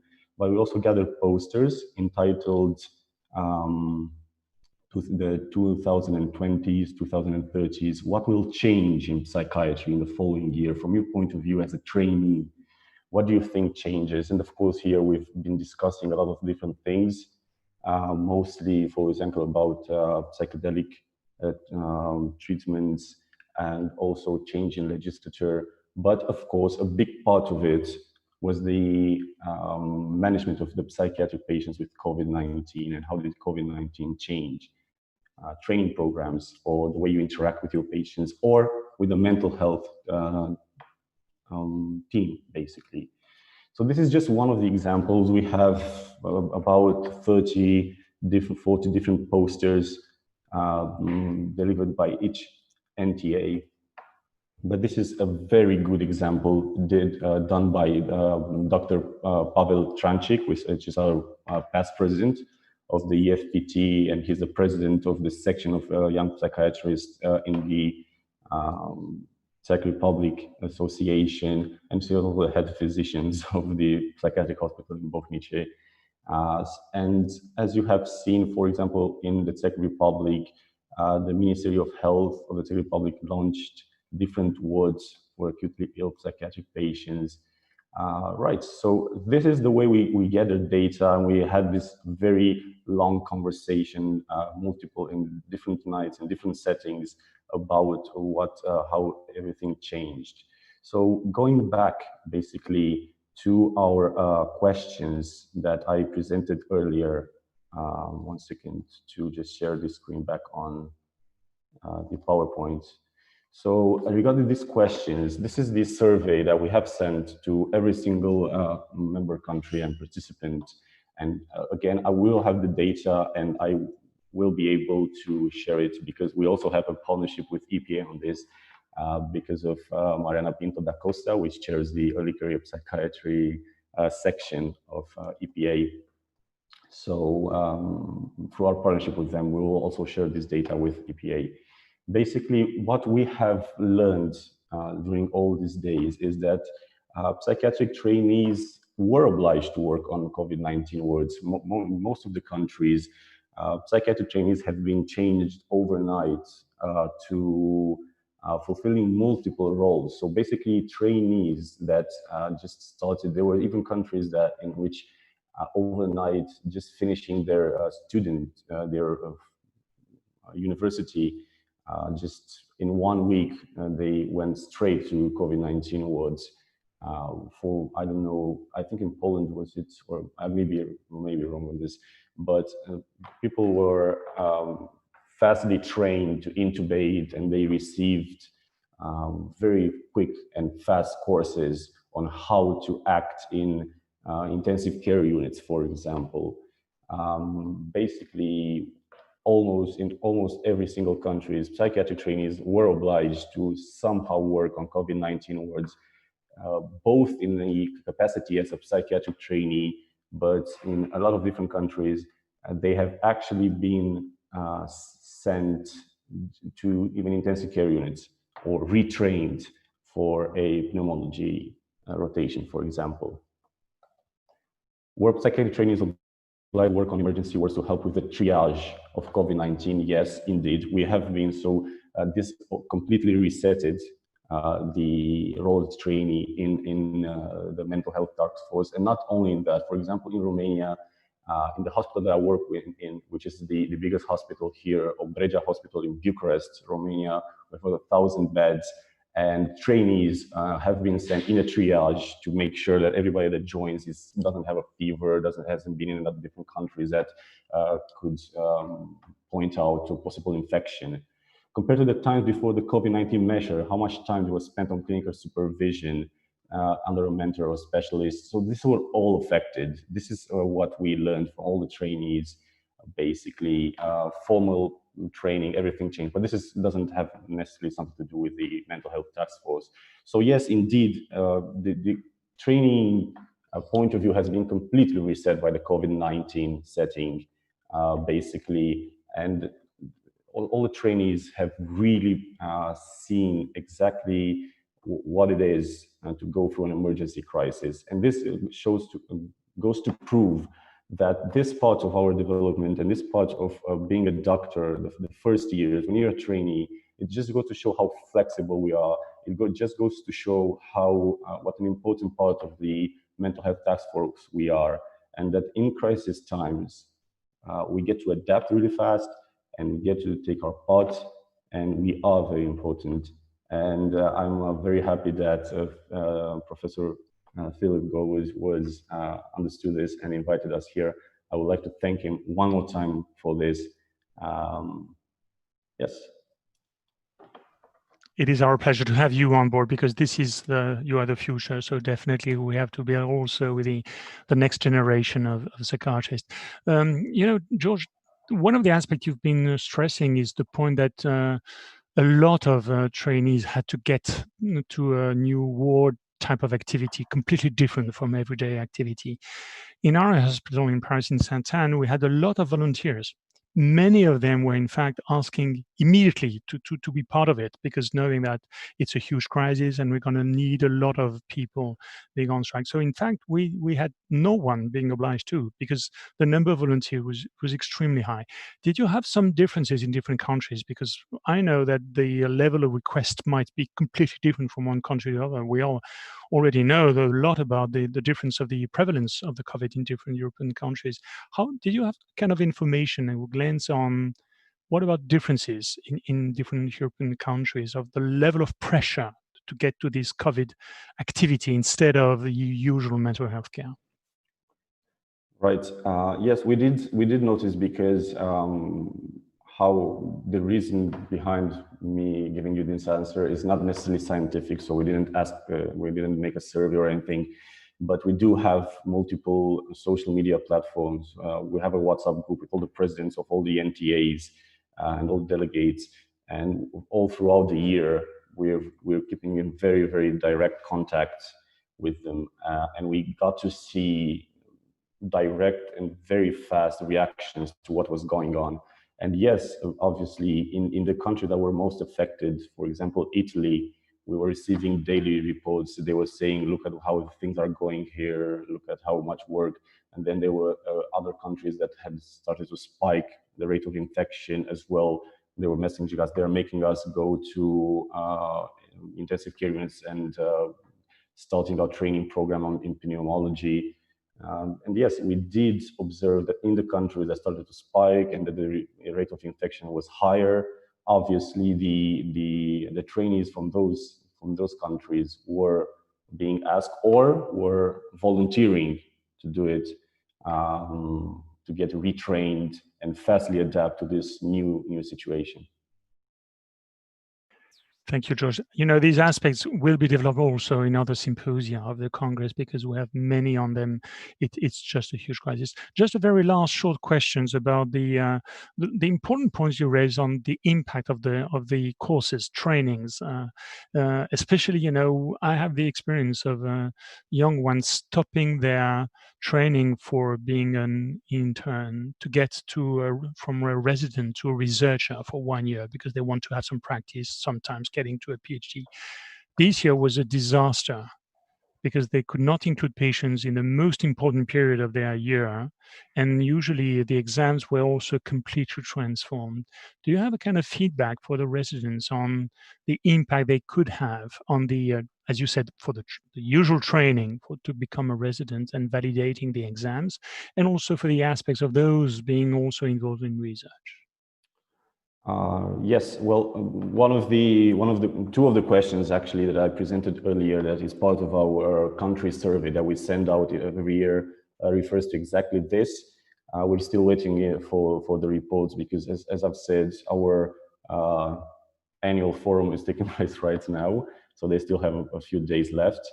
But from my experience, from what I've seen, most of the countries have fully transitioned to a completely virtual setting. All the courses are happening online, and the discussions were really not taking this in consideration much. Like, they were focusing mostly on how to adapt, how to do better, how to save the patients. And I really do feel that training per se has fallen or stepped back to a second plane, and was not considered as important as to make sure that we stay safe, that we stay healthy, that we have our patients, and that we give our best to adapt and do the best we can for the patients. So, but maybe in the future, this will, once the emergency or the crisis sort of gets managed a little bit better, or we'll learn how to adapt to it better, then probably the training per se will also become more important. Thank you, George. Thank you. It was very interesting and definitely an important aspect of the activity of residents. So thank you. Then we will get now to Carmen Suarez, who's the second chairman of the European region of World Confederation of Physiotherapists. So it is an important aspect of mental health care, not the most frequently used or the most frequent collaboration, all those, for those happy enough to have it, which is the case for our department, it's really much appropriate and definitely appreciated. So I will be very happy to listen to you, Carmen, about your idea about this interaction. Thank you. Thank you, Philip. Can you see the presentation? Can you hear me? Yes, yes. Okay, now. So thank you, Philip, again, and good morning to all participants and colleagues to this forum. Firstly, I would like, on behalf of the European region of WCPT, I would like to thank the European Psychiatry Association for inviting us to participate in this online multidisciplinary forum, and to congratulate them also, and especially to the organizing and scientific committees for the organization of this great scientific and professional event. The European region of the World Confederation of Physiotherapy, the organization I'm representing, is an organization of professional associations from 39 countries, and is the voice of physiotherapy to the European and EU authorities. Now we'll start my presentation, in which I will address the perspective of physiotherapists in the mental health team, and especially in the current health situation we are living, the disease due to the coronavirus 19.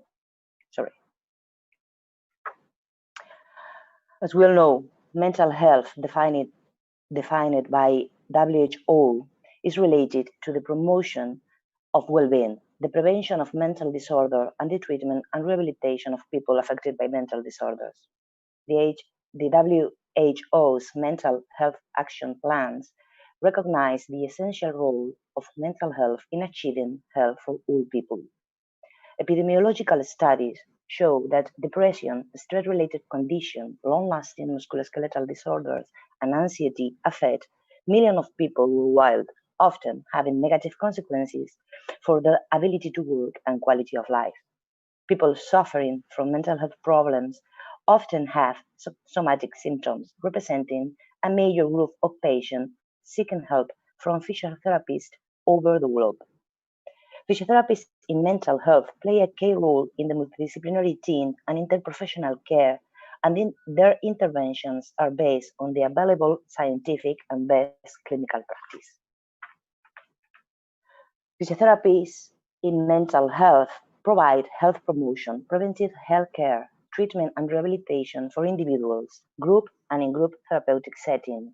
They create a therapeutic relationship to provide assessment and services especially related to the complexity of mental health within a supportive environment, applying a model including biological and psychosocial aspects.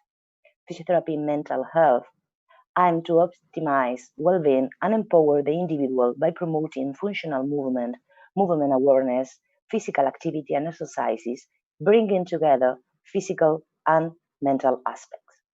This definition was developed by the International Organization of Physical Therapists in Mental Health, subgroup of the World Confederation of Physiotherapy, which was established at the General Meeting of WCPT in 2011 and became a milestone organizing from the year-long tradition of psychiatry and psychosomatic physiotherapy.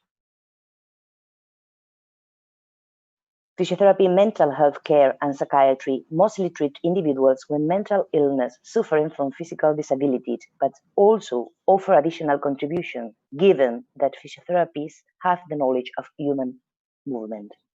So mental health physiotherapists are working within the psychiatric ward, community health care, and preventive health care, providing evaluation tools, structured approaches toward individual and group physiotherapy. The core competency of the profession of physiotherapist is to maximize people's movement potential, thereby promoting health and well-being. There is an increasing amount of scientific literature focused on physical exercises, movement-related activities, body and movement awareness, and well-being for individuals with mental health problems, supporting the importance of physical exercise in mental health and psychiatric rehabilitation. Patients suffering from long-lasting musculoskeletal disorder and mental health problems, chronic pain, psychosomatic disorders, and mental health disorders represent a major group of patients seeking help from physiotherapists. Reviewing existing literature, the evidence shows the effectiveness of physiotherapy intervention in disorder as long-lasting musculoskeletal disorder, which rob millions of individuals of their mobility, function, and painless existence. Long-lasting musculoskeletal disorder and mental health problems are leading causes of disability. People suffering from mental health problems often have body-oriented symptoms like muscle tension, pain, and difficulty with movement coordination, breathing, and concentration, for which physiotherapy treatment based on exercise and functional movement is effective. We also find studies carried out on patients suffering from post-traumatic stress syndrome, where an exercise intervention is associated with reduced PTSD and depressive symptoms, reduced waist circumference, and improved sleep quality. Studies focusing on eating disorders such as anorexia nervosa or bulimia show the following findings. Supervised physiotherapy modalities might increase weight in anorexia nervosa patients. Intervention as aerobic exercises, massage, basic body awareness therapy, and yoga may reduce eating pathology in patients with anorexia and bulimia nervosa, improving mental and physical quality of life on these patients. Also in patients with severe psychiatric problems like schizophrenia, there are an increasing body of research which demonstrates that exercise interventions can improve physical health and reduce psychiatric symptoms in people with major depression and psychotic disorders. Studies show that aerobic and strength exercise and yoga reduce mental symptoms, state anxiety, and psychological distress, improving quality of life. Authors at Back and Forth in a systematic review conclude that physiotherapy offers added value in the multidisciplinary care of people with schizophrenia. Patients value exercise for the benefit in physical and psychological health and appearance. However, mental health symptoms, tiredness, and insufficient support present substantial barriers for the majority of patients. So exercise programs should be designated to improve their capacities with the necessary level of supervision or assistance for each patient to overcome this barrier and achieve their goals.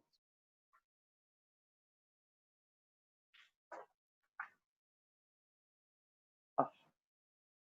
Yes.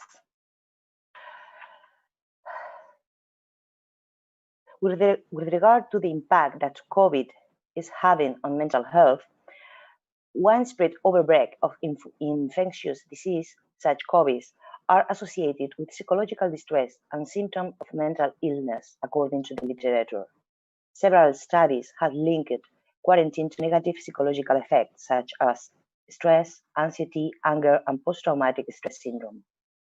Although the population at high risk of adverse mental health disorders are patients with COVID, their families, individuals with distinct physical or psychiatric morbidity, vulnerable population, and healthcare workers, also in general population, the role of unpredictability, uncertainty, seriousness of the disease, misinformation, and social isolation contribute to stress and mental morbidity.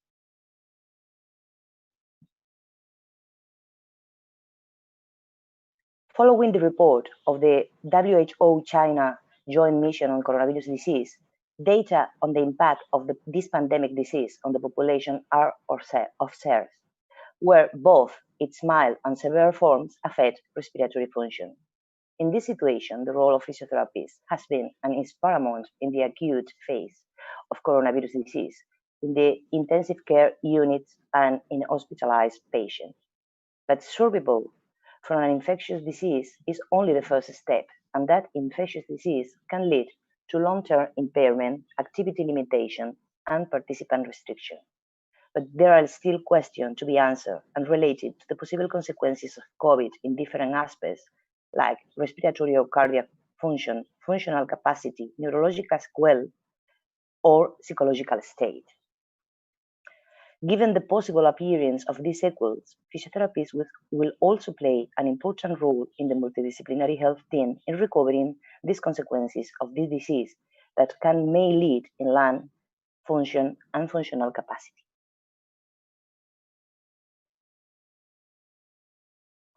As we have discussed above, there are few studies on the aftermath of COVID at different levels, as well as each approach. In the rehabilitation field, the report of an OC International Task Force to develop an expert-based opinion on rehabilitation intervention in COVID survivors highlights those aspects that we currently know. They highlight also what we don't yet know, as well as establish early and short-term clinical recommendations based on the knowledge that we have so far for patients who have suffered COVID-19. In relation to the impact on the mental health of COVID patients and their families, authors report as common symptoms the appearance of anxiety, depression, or post-traumatic stress. They raise the need for rehabilitative intervention in COVID patients discharged from the hospital due to sedentary behavior or social isolation. And they recommend that the assessment and subsequent treatment of the emotional and neuropsychological impact of COVID is guaranteed, especially in view of the prolonged in-hospital isolation this patient will experience. Given the magnitude and long-term impact on physical, mental, and emotional health, and awareness of the role and effectiveness of physiotherapy intervention, including the field of mental health, a full incorporation of the physiotherapists in the multidisciplinary rehabilitation teams throughout the disease process is necessary. Mental health physiotherapists can help to improve mental health and quality of life of patients, providing personalized programs of physical activity, exercise, and therapeutic movement while promoting self-efficacy and well-being in psychiatric services. Treatment needs a patient-centered care approach focused on patient-healthcare professional interaction to improve health outcomes. Thank you very much, Felipe. And thank you very much again for the invitation. Thank you, Carmen. It was a pleasure, and definitely thank you for raising all these level of interactions. You know, we are, as clinicians, all of us, very convinced about the importance of physical activity, and especially when it's driven by a specialist, because it's a real specialty on its own. We have now more and more scientific evidence about its role on different very severe mental health disorders, such as schizophrenia or bipolar disorder. It also had a role on the COVID, and I don't know if you had the same experience in Spain, but we had in France such a huge number of people making their jogging in the streets, not too far from their home, because they thought it was good for their health. So that's refreshing, but also a good sign that people understand the importance of these well-being with their body and also with the physical exercise. But it's not only good news. Physical exercise sometimes can lead to addiction. You raised the point of the benefit for eating disorders, but sometimes also there's a misuse of physical exercise just to lose weight. So this is, for me, one of the very good reasons we need specialists for that. And these physical exercise, they really have to be monitored, follow up, and being taken care of by physiotherapists. And we have a lot of difficulties to find physiotherapists that could work in our mental health disorders. So my question is, what is the image that has the physiotherapist between yourselves about those working in a cardiological department or in a mental health specialist center? Do you think it's the same level of attractivity, of interest, of having this idea that you have a huge impact on the benefit for mental health workforce, exactly as we have in cardiology, or at least in the same range? Is it shared, or is it really the level of the assessment of those physiotherapists?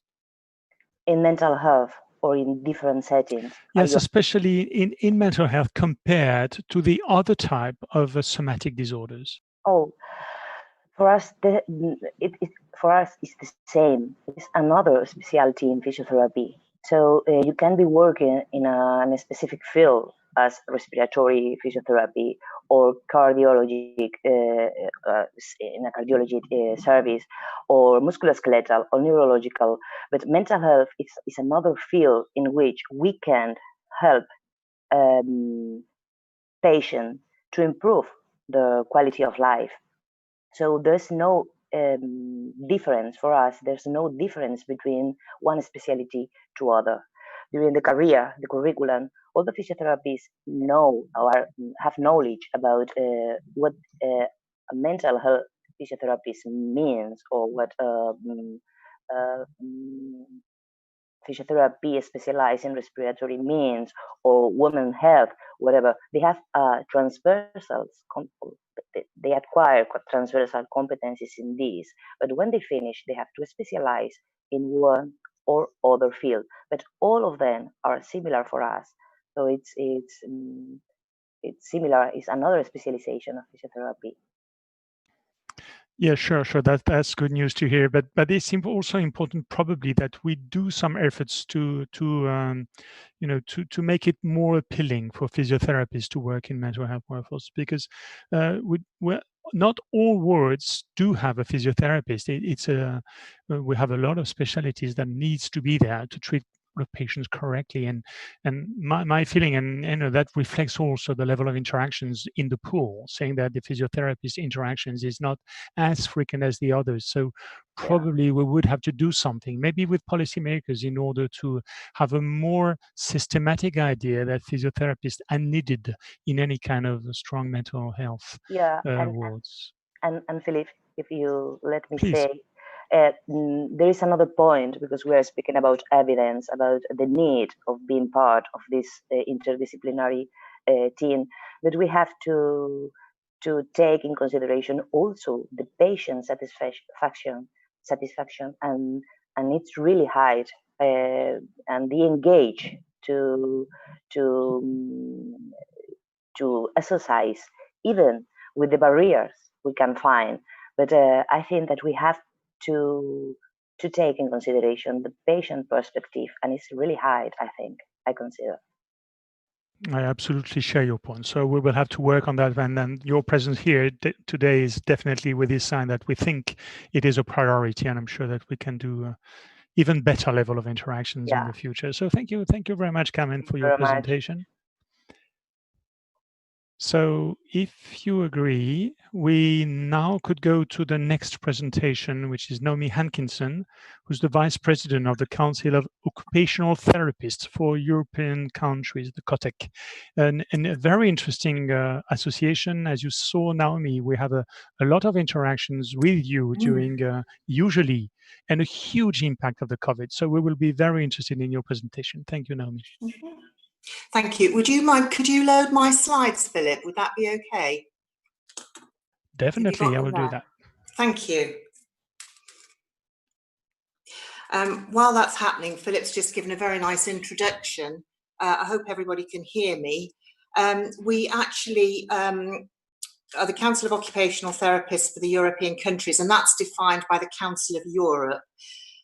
So we have members who are professional bodies in 31 countries, and that gives us about 185,000 occupational therapists at the moment.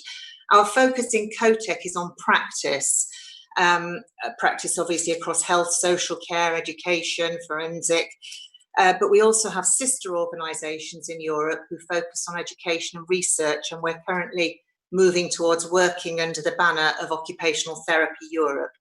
And could I add my thanks as well to the EPA for the invitation. Thank you very much. My first slide, if we could move to the next slide, that would be, can I do that? You've done it. Thank you very much.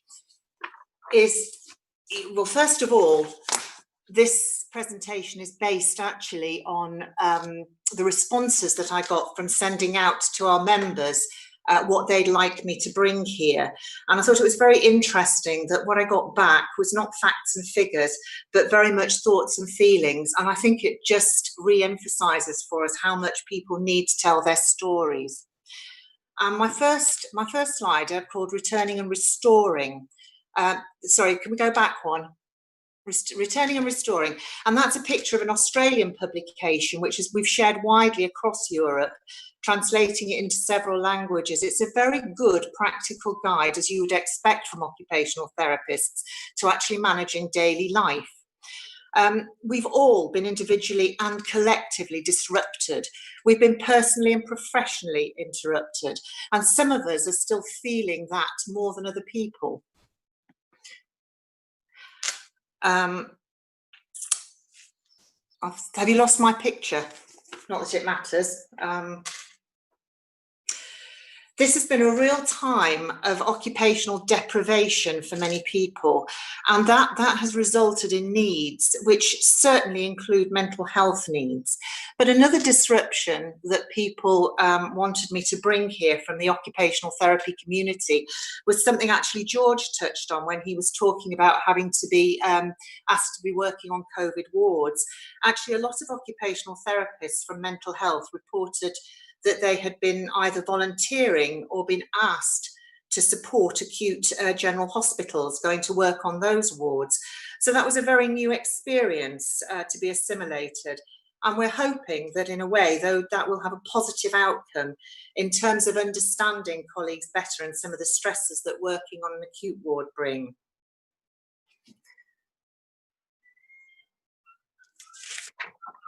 If we could move on to the next slide, which is titled Reflection, you'll see that this is an image from a publication by the Spanish General Council of Colleges of Occupational Therapy.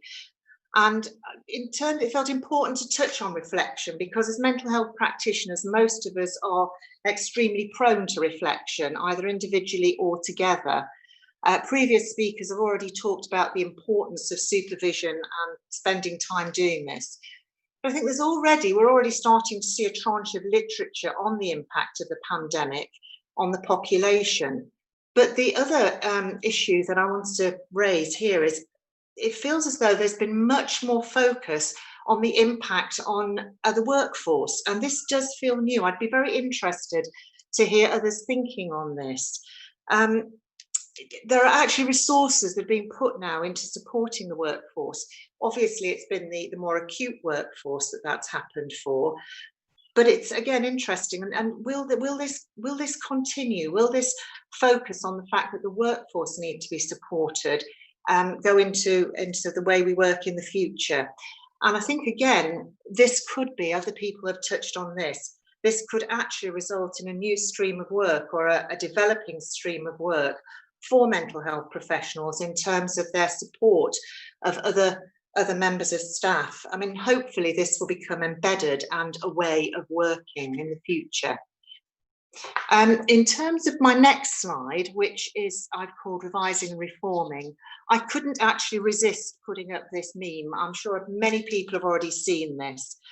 In fact, somebody here might even have written it, I'm not sure, but it'll be familiar to people. And it just really brought home to me when I saw this, what a big change there has been in terms of how we work. And again, people have talked about this throughout this session this morning. We've actually embraced virtual meetings. We've embraced virtual consultation. We've embraced seeing socially people virtually.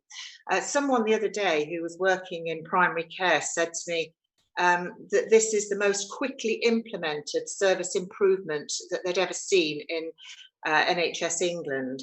And it's certainly progressed a direction that was already in train. We were already using telecare, we were already using forms of working this way.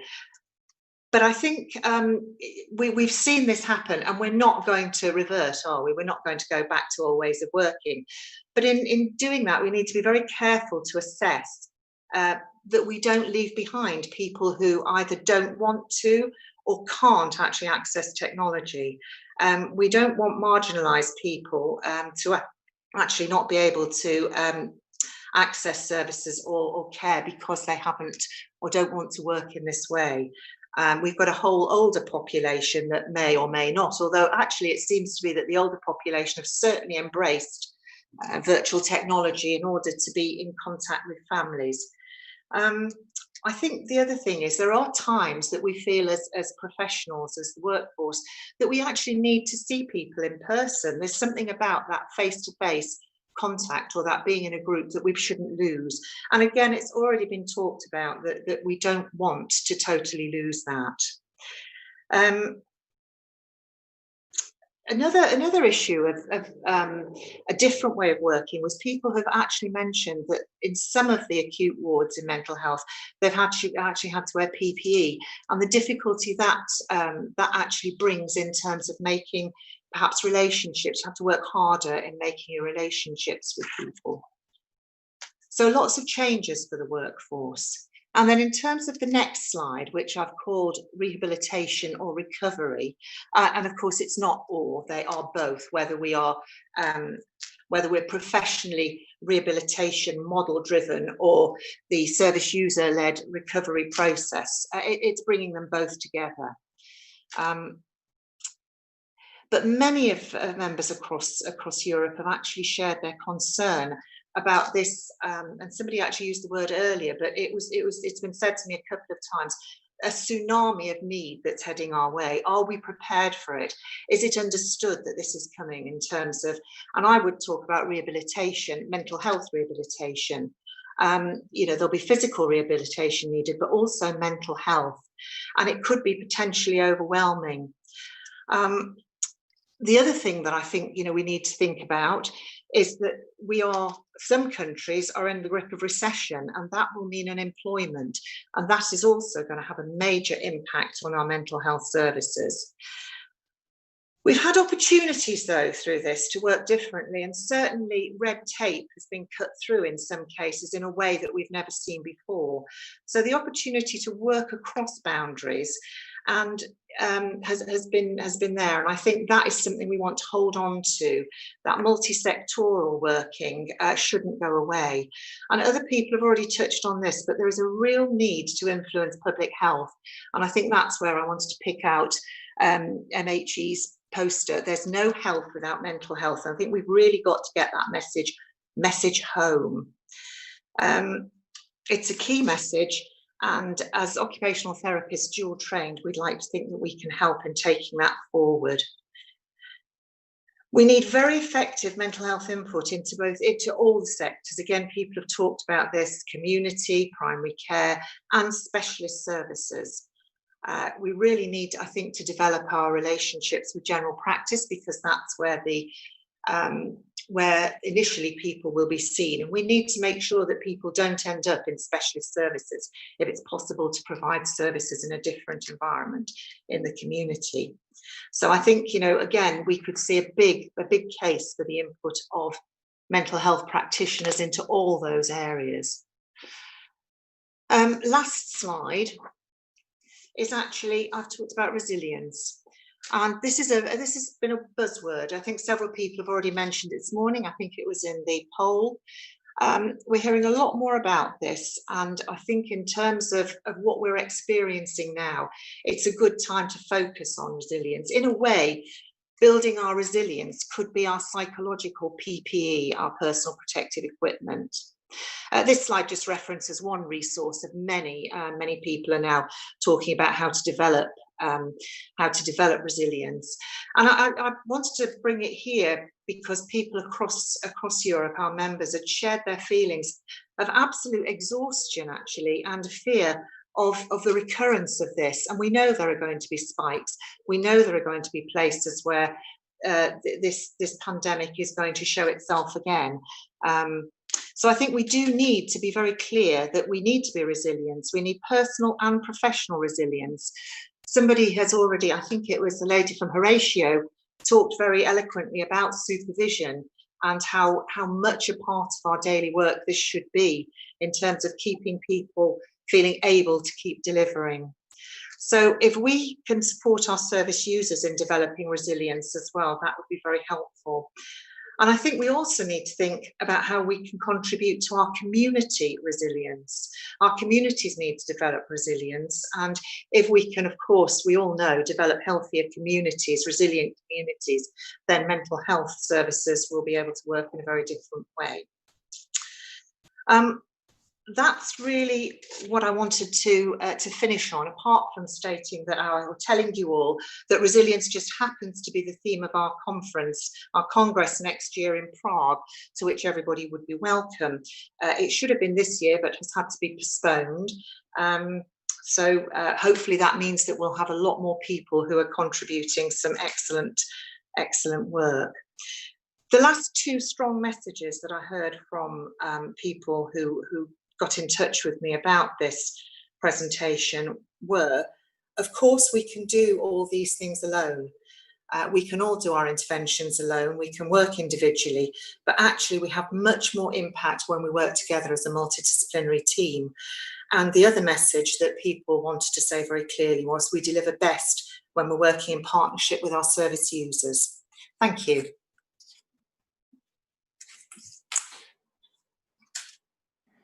Thank you, Naomi. That was a very interesting presentation, and definitely I like the 2 points raised by your colleagues about the importance of working as a team and working together in order to improve the quality of care. I'm a bit curious about what are at a very practical level the modifications of the occupational therapies you've been proposing during the COVID. I guess that for the types of activities that are used in every day, a lot of them were completely not possible because of these no connection.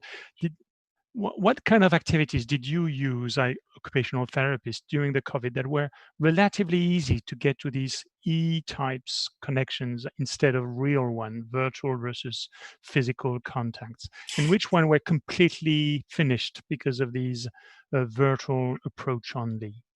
Well, initially, I think in terms of service delivery, a lot of the group work was difficult to do because obviously we work with people, helping them develop their interactions with each other. A lot of our work is on social interaction.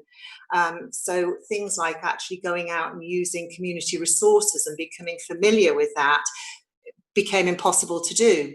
So in a way, I think it was replaced really by looking at how people could structure their day and get pleasure or get value out of everyday activities. And I think my colleague from the physiotherapy, the World Physiotherapy Organization, talked about exercise, and not just necessarily organized exercise, but just the ability to actually go out supervised from places. But I think a lot of the work that we did was actually looking with people at how they could structure their day at home and making sure all the general things that very many of you will have been doing for yourselves, but also advising other people, is keeping a structure to the day, actually not slipping into not doing anything, watching television till all hours and sleeping. So keeping some semblance of normal life, but also doing things that rewarded you. That's nice. Definitely, you know, it reminds me the point that all the information you just gave are much beyond our patients. It's really for the global population, and everyone had to struggle about all these stress and so on. So, for example, you know, at a psychiatric level, the point that you had such bad news very early in the morning about the number of people dying the last day was quite a disaster to begin the day with such awful news and all with this spread of negative information, which really increased the level of stress. And so we try to give some information to those leading the news and the media that you have to think a little bit about the consequences. And where you're able as occupational therapists to try to deliver this message also at radio, TV, media, that could, you know, just help people managing, I mean, all people, not only patients with mental health disorders. Well, I'm not sure in which countries people were able to do that, but I think, yes, that focus on positive stories as well. I noticed that we moved much more towards looking at people who had been discharged from hospital, as well as obviously reporting on and acknowledging the sadness of the people who had died. But yes, I think you're absolutely right there, that the shift needed to be from focusing on everything that was so difficult and as you say, often starting the day with that, to some of the good news stories about people who'd achieved. We had a lot of people raising money in various countries actually for health services, and not just for health services, but for health service personnel, the workforce, which was very nice. And again, those very positive stories about people finding ways to raise money to support health was great, very positive. Thank you, Naomi. It was a very interesting presentation. So we had a lot of extremely interesting. That was at least my assessment of this morning. Absolutely fascinating. So everybody having ideas of how to increase connections, increase the quality of our interactions for taking care of patients, but also for the global public in a very strange situation of the crisis we just had. We have time for some questions and answers now. So just at a technical level, not all of you are able to raise the questions because you have to be within the list of those being subscribing within the forum, which is free and open, but you will have to be then. But the forum is open to a lot of people everywhere. So don't be too frustrated if you cannot send your question. But of course, we will be happy to take some of these questions and have discussion. So if you want now to send some questions, please do so. For that, maybe, you know, for those speakers that are just there to make a fresh start, if you just open your camera, or I would then be able to see if you are interested in raising a questions between colleagues. So Carmen, George, I think you already have some this proposal to ask questions. So Carmen, you were the first, so you might ask a question, please.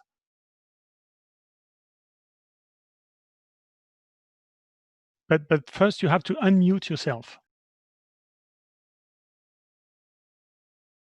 Okay. First of all, I would like to congratulate all my colleagues, or all the colleagues in this forum. The presentation have been really nice and very productive in this situation we are living. So I would like to know what is for Andrew. I would like to know how do they see, or are they working together with? I'm going to ask about my field, of course, but how do you see, or how many physiotherapists take part in different countries in the multidisciplinary mental health care team? Andrew, please.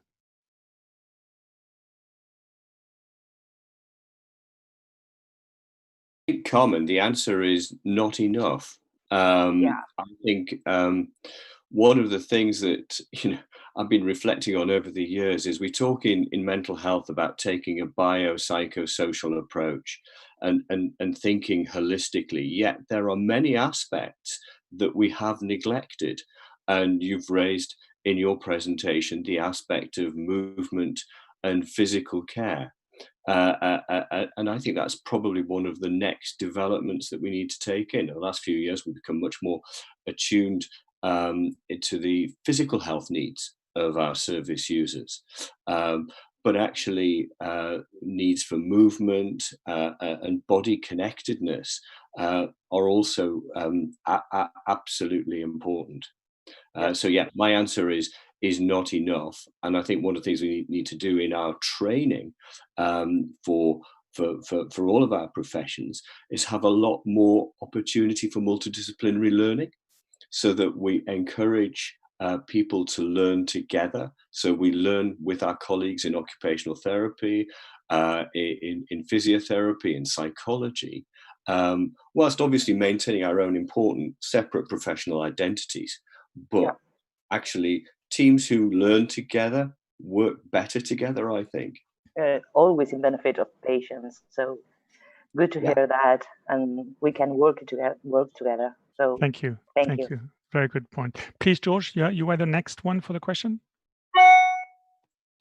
Right. So also for Andrew, basically the FPT works together with UEMS on a very big project called the Test Your Own Training. I'll share it really fast on the screen. Basically, you can test your own training, and while doing it, you learn a lot about what is supposed to learn in your training period, not just the medical side, but also how to be a manager and a leader and an advocate for mental health. So my question is, I know we've been working a lot on the proposed exam, general exam, but the biggest problem is that the training programs are so diversified, and the role of the psychiatric training is so diversified all over Europe. And do you think that now that COVID kind of resetted this whole thing and gave a equal footing, or one thing that all the training programs can be equal in a certain thing, do you think this might help us in our endeavor to create a more uniform training program and an European exam for psychiatry?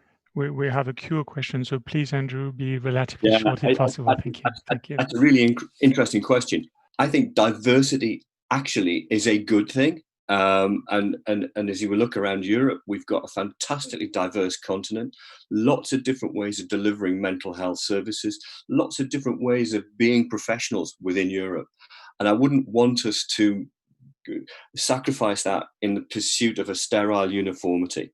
But I do think that there is elements of standards that we can transfer across Europe.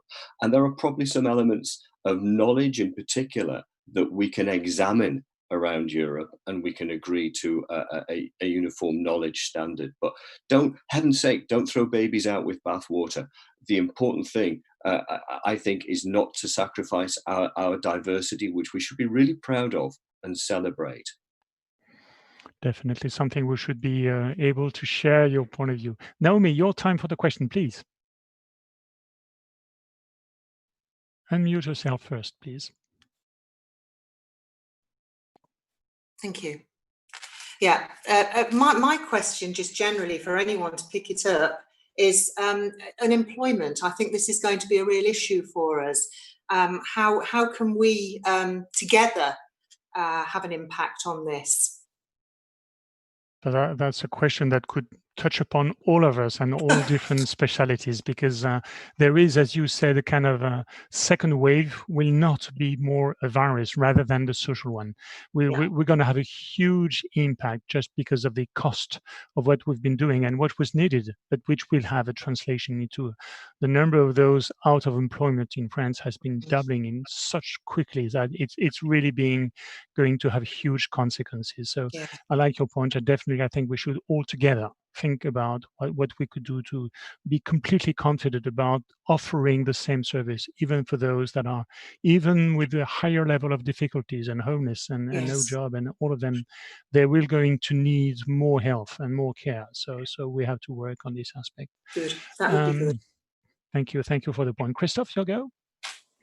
Well, actually, Naomi made the question which I wanted to pose, and my idea also then would be if we have something like a survey that we know how the mental health forces changed during COVID and what would be needed after COVID. So that might be also a possibility. So my question now is just a comment. Thank you. And a comment that on which we can build, because I guess that we would be all interested in the post-COVID period and what does that translate in for the level of care, for the level of suffering, and Yes. not only for our patients, but also to the general population. So that's very important point. And maybe for this afternoon, which will be led by Matt, who just joined us. Hello, Matt. That's one aspect for which we should ask also the policymakers, because as you said, not knowing that would be a disaster. So we really have to follow this information and probably make all these interesting collection of data, so we are aware and propose the adequate level of care for this aspect of the disorder. Nina, please.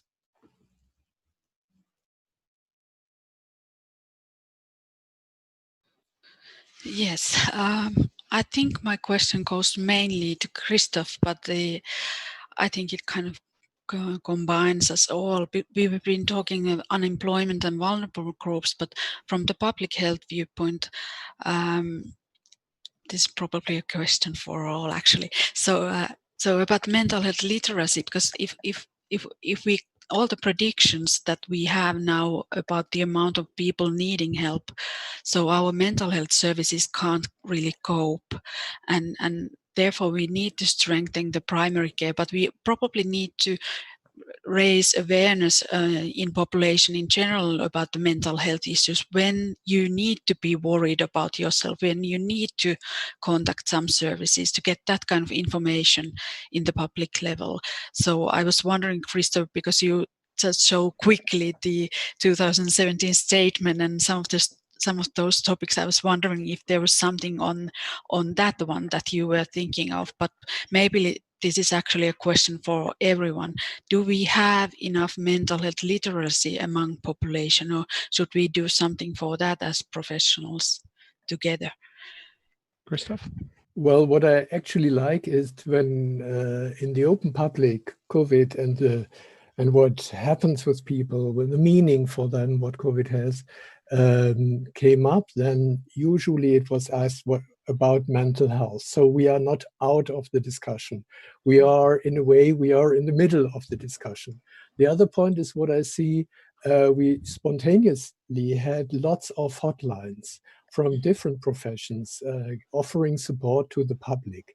We had websites and information hubs on the internet from different professions. So I think there has been lots of energy in this, giving psychology, giving our knowledge away, not only psychology, but our professional knowledge away to the open public. What we could do better is we could organize ourselves better, because I think we invested a lot of resources, and that's a good thing, of course, but it might be helpful also for the open public to know more about, or to if we cooperate, to more easily find the information and grab what is necessary. So that could be made better, and we are not done with that. It makes sense to do this also in the end of the COVID crisis and after the COVID crisis, because there are new challenges coming up, like an economical crisis, and we have to think about that. And then this will add to the post-traumatic problems. And so we will see that the information, the literacy, we could do a lot more in that by working together. Thank you, Christoph. I completely share your point, and definitely an important point. So, guys, we've been talking for 2 hours now. It looked like it was so short, but we had so many interaction, and I think very interesting ones. So, in this kind of webinars, when we have a long time, it's important we keep on a bio break just to refresh our mind and restart our attention process later on. So if you agree, I would propose that we all switch our camera off and everybody comes back at sharp 11:15. So 11:15, everybody's back after a little cup of coffee. Okay, Will do thank so. you so much, Thank all the you. speakers. Fantastic one, and I hope that you will keep on being there Thanks for the to all forum of because you. we need your expertise. Thank you. Thank you. See you in a minute then.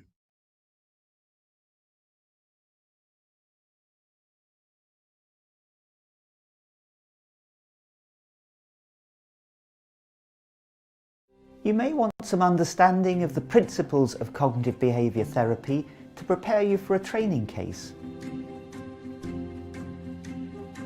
You may want to acquire some skills to use in your day-to-day work. Or perhaps you're simply curious about what CBT really is. I'm Sterling Morey, consultant psychiatrist in CBT at the Maudsley Hospital and Institute of Psychiatry. I've been training psychiatrists and other professionals in CBT for the last 30 years, and I'll be accompanying you throughout the lessons. The EPA MOOC, Introduction to CBT for Psychiatrists, will allow you to understand the varieties of CBT, their evolution, the application of CBT to various disorders, its key clinical features, and the place of this important therapy in psychiatry today.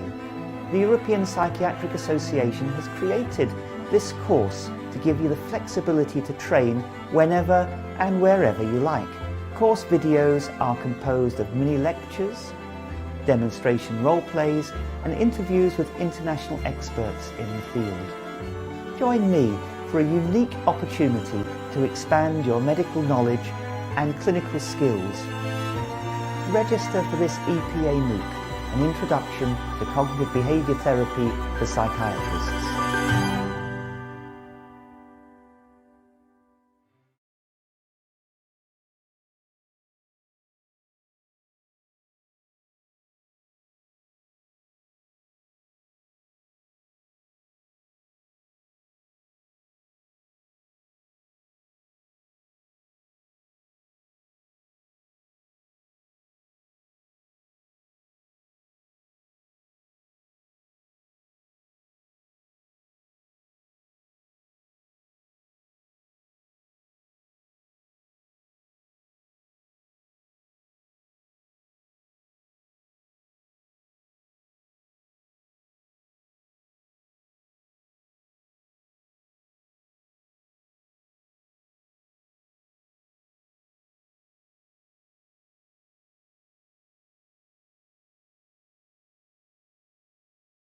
You may want some understanding of the principles of cognitive behaviour therapy to prepare you for a training case. You may want to acquire some skills to use in your day-to-day work. Or perhaps you're simply curious about what CBT really is. I'm Sterling Morey, consultant psychiatrist in CBT at the Maudsley Hospital and Institute of Psychiatry. I've been training psychiatrists and other professionals in CBT for the last 30 years, and I'll be accompanying you throughout the lessons. The EPA MOOC, Introduction to CBT for Psychiatrists, will allow you to understand the varieties of CBT, their evolution, the application of CBT to various disorders, its key clinical features, and the place of this important therapy in psychiatry today. The European Psychiatric Association has created this course to give you the flexibility to train whenever and wherever you like. Course videos are composed of mini lectures, demonstration role plays, and interviews with international experts in the field. Join me for a unique opportunity to expand your medical knowledge and clinical skills. Register for this EPA MOOC, an introduction to cognitive behaviour therapy for psychiatrists.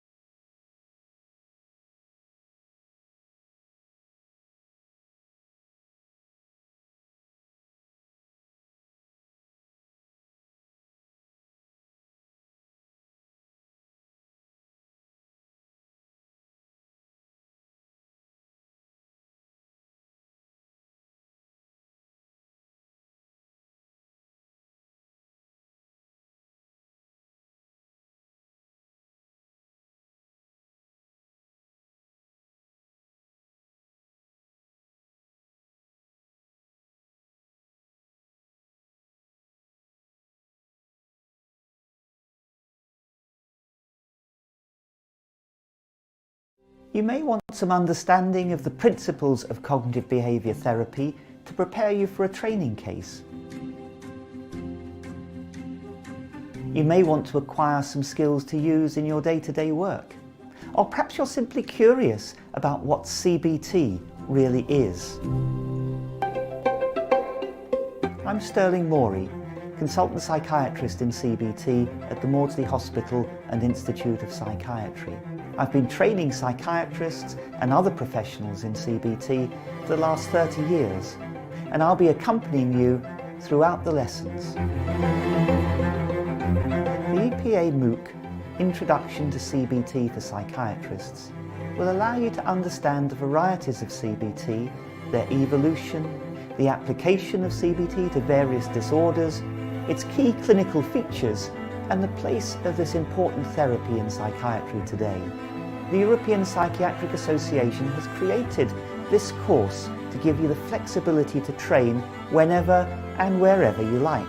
Course videos are composed of mini lectures, demonstration role plays, and interviews with international experts in the field. Join me for a unique opportunity to expand your medical knowledge and clinical skills. Register for this EPA MOOC, an introduction to cognitive behaviour therapy for psychiatrists.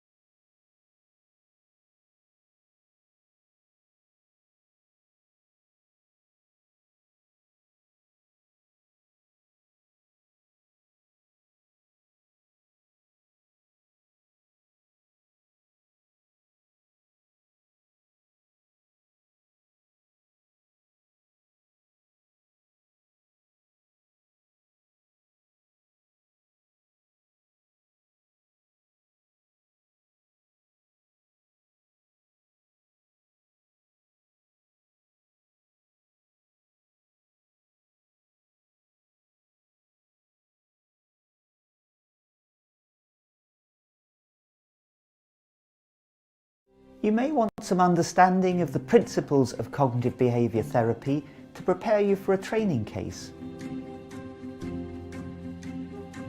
You may want to acquire some skills to use in your day-to-day work. Or perhaps you're simply curious about what CBT really is. I'm Sterling Morey, consultant psychiatrist in CBT at the Maudsley Hospital and Institute of Psychiatry. I've been training psychiatrists and other professionals in CBT for the last 30 years, and I'll be accompanying you throughout the lessons. The EPA MOOC, Introduction to CBT for Psychiatrists, will allow you to understand the varieties of CBT, their evolution, the application of CBT to various disorders, its key clinical features, and the place of this important therapy in psychiatry today. The European Psychiatric Association has created this course to give you the flexibility to train whenever and wherever you like. Course videos are composed of mini lectures, demonstration role plays, and interviews with international experts in the field. Join me for a unique opportunity to expand your medical knowledge and clinical skills. Register for this EPA MOOC, an introduction to cognitive behaviour therapy for psychiatrists.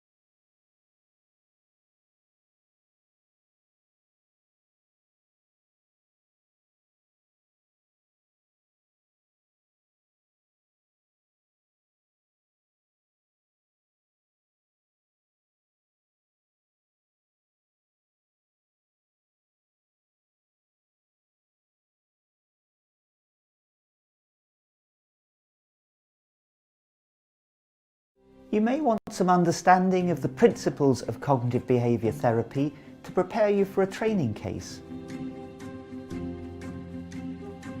You may want to acquire some skills to use in your day-to-day work.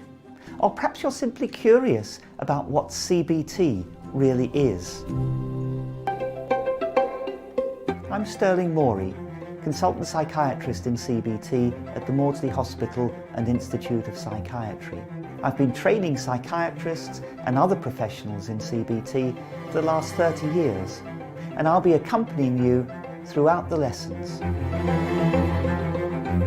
EPA MOOC, Introduction to CBT for Psychiatrists, will allow you to understand the varieties of CBT, their evolution, the application of CBT to various disorders, its key clinical features, and the place of this important therapy in psychiatry today. The European Psychiatric Association has created this course to give you the flexibility to train whenever and wherever you like. Course videos are composed of mini lectures, demonstration role plays, and interviews with international experts in the field. Join me for a unique opportunity to expand your medical knowledge and clinical skills. Register for this EPA MOOC, an introduction to cognitive behaviour therapy for psychiatrists.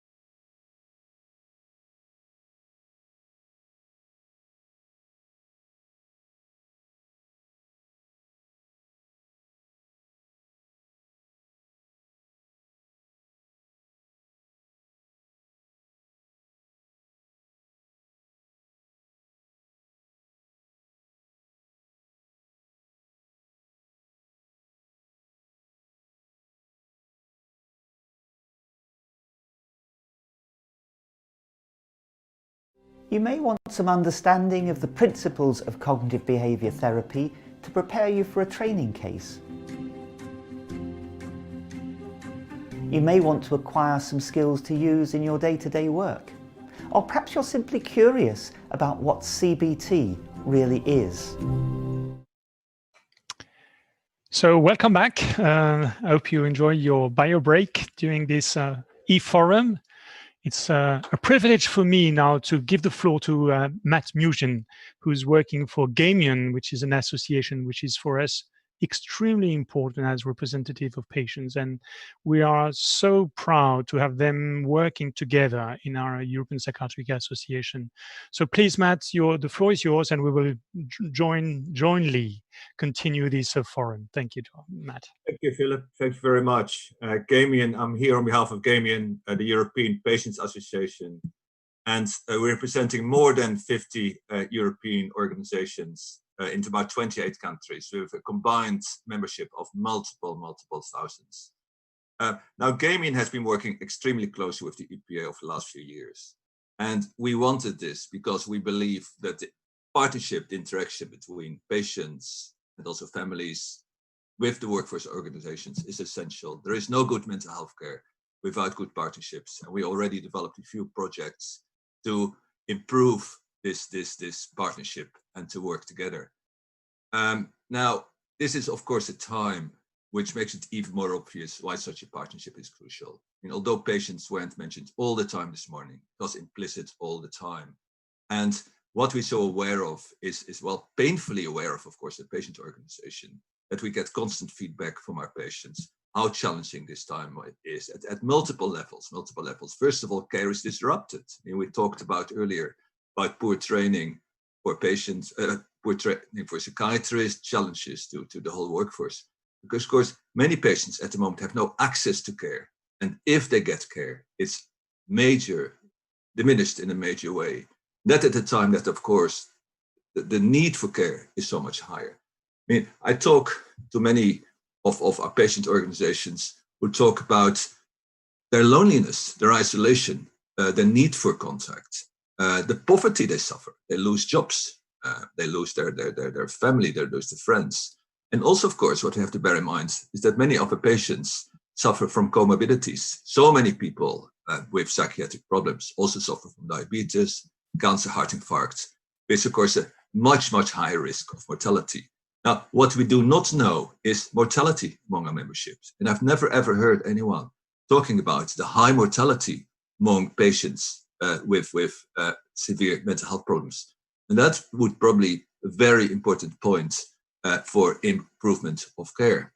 So what I'm aware of in this meeting so far already is the need for further work between patient groups, with family groups, but working together with workforce associations to promote better mental health care for all of us, including, of course, what came across this morning is dealing with the anxiety of many of the workforce staff. I mean, what is interesting in this moment that we stand together, not only because we want mental health care, but also because we need mental health services. So I hope we hear more about it in this next session, about the perspectives of many of these organizations, what we can do together. But I hope particularly that we can continue working together in the future in a way that has been already so constructive between EPA and Gamian. So thank you, Philip. Over to you. Let's start the session. Thank you, Matt. Thank you for these kind words. So the next speaker is Mia Manico. She's working for the European Federation of Associations of Families of People with Mental Illness, which is EUFAMI, another actor within, also working within EPA. Just a short remark for those listening to this forum. It is now possible to have your questions. So the first part was more or less questions between speakers, but don't hesitate to send questions, because for this second part, we will be able to collect some of your questions. We already received quite a lot of them because you are so many following the forum. So don't really hesitate to be active. So Mia, please, can I share my screen to show your slides? Yes, thank you, Philip. So, hello everyone. And I'm very happy to speak on behalf of families today. And I'm very happy to meet you all, even if I cannot see you. And I can say that the COVID really changed the social life, and especially family lives, and especially those affected by mental ill health. And it is something we are talking today, and also more about optimal interaction within mental health workforces. Philip, may I have the next slide, please? Next slide. So very briefly about something about EUFAMI. And EUFAMI is the voice at European level of family members of people affected by severe mental illness. And please see this picture on the slide. I very much like to look at it because you can recognize the countries where EUFAMI has its member organizations, and it's very nice to see it in that way, because very often families feel to be invisible and not very well recognized group. So it's very nice to see it in that way. And also, when I look at this map, I'm considering the family carers, family members' experiences, and how they share their very same kind of experiences in all over the Europe. When they are reflecting and sharing their experiences, they really find it very same kind of. But when we are talking about the family organizations in all over the Europe, there are a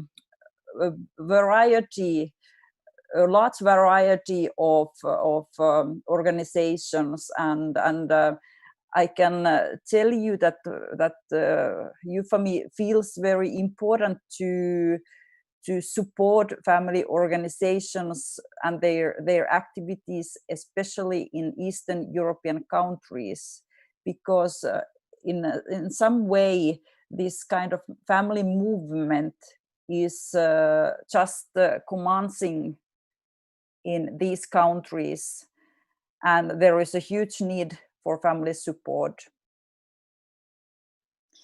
And I also want to mention that family carers, they spend average care for care. It's 42 to 45 hours per week, and we have recognized that 75% of carers are female. So if we look at these family members as a workforce, it really means that there is a lot of female, and they spend a huge amount of hours for caring per week. And if we look at how many working hours they work for as staff members, the mean reduction was 22 hours per week. So quite many family carers work as a part-time workers. This is really something should be recognized in the European level. So we can see family carers as a quite invisible and cheap workforce. And the effects of COVID were very meaningful, very, very large for family carers. And Philip, may I have the next slide, please? This slide highlights the view of individual family member. And if we are talking about optimal interaction within mental health workforces, I have to mention that the carer's journey, it is explained very often as a journey of hope and despair, or it is something like to travel in a roller coaster. There are ups and downs, there are many kind of emotions. So it's really that family carers, they need this kind of individual support for themselves. And if we are talking about optimal interaction, we should meet the needs of individual family members very carefully, and to be heard carefully the concerns of family members, and to be discussed these concerns with family members if possible. And in that way, to increase family carers' understanding about illness, and to support them in their work to support their loved ones with mental ill health. And if we look at European family organizations, there are many kind of activities to provide more information for family carers, and also this kind of emotional support for carers. European family organizations, they organize, as well as, of course, hospitals, outpatient units, and so on. There are this kind of psychoeducational trainings, counseling, peer support. And if we look at this COVID-19 period, it was really large change for non-governmental organizations to transform their support services in another format, and they really developed this kind of educational courses, peer support groups, and they provided this kind of services as online format. And they really developed the methods how to manage stress as a family carer. It was something, it was requested to provide this kind of courses more in the period of COVID. And next slide, please. And EUFAM speaks about dialogue very often, and it's when we are talking about optimal interaction between three groups: patient, family members, and professionals. We really want to talk about this kind of dialogue and it's optimal interaction within these three groups. And I also want to mention EUFAM's Prospect program. It was developed a few years ago, but one part of this educational program is the program for these three groups, and it's the topic of this program is to provide opportunities for patient, family members, and professionals to consider further the communication between these three groups. And I think so that this could be something really to be developed in the future. It is very great opportunity and a very great experiences when these three groups discuss together and they really consider together what could be done in a different way. What can I learn from you, and what should be changed, what we are doing well, and what are the challenges. This is something what we should do more, much more, and I recognize this that it could be something for me to do more. And then there is the person versus family. Very often, family carers they feel that it's a bit too much patient. It's too much discussion about patient, and this kind of educational training, what is, for example, this Prospect program, it really makes possible to consider more this kind of social contexts, and if possible, it is very useful for everybody, I suppose, and especially family carers, they raise this topic very often. And also this kind of communication between these three groups makes possible to communicate early enough as a family or inside this kind of group, how to discuss when a family member recognizes more symptoms and where to contact if a relapse is considered. This kind of very practical things has to be discussed within family. And we recognize it very strongly during the COVID period that families do have a lot of needs for additional support, and it's very important that there is easy access to these support services. So this slide telling more about dialogue.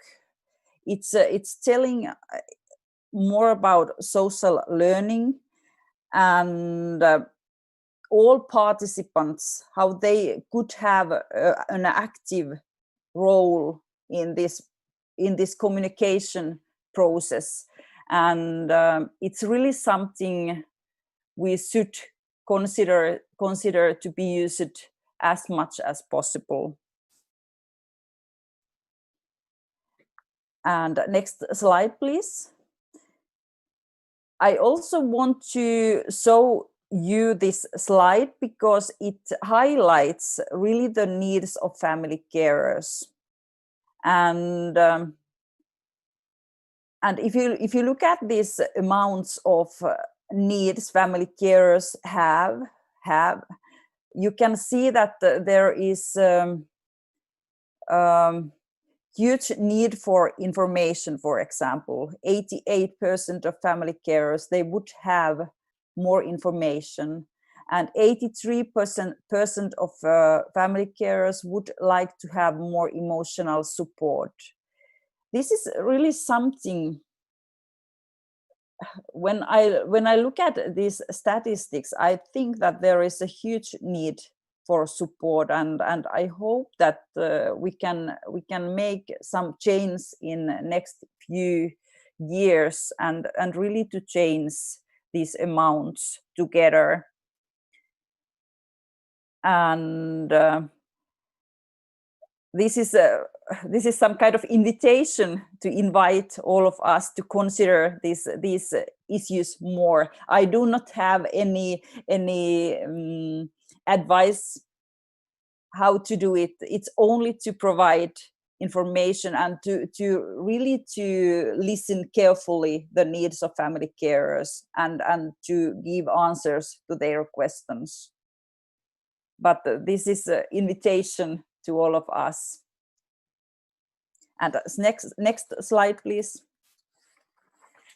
You have 1 minute, Mia, because we have other presentations. I'm just finishing. Yes.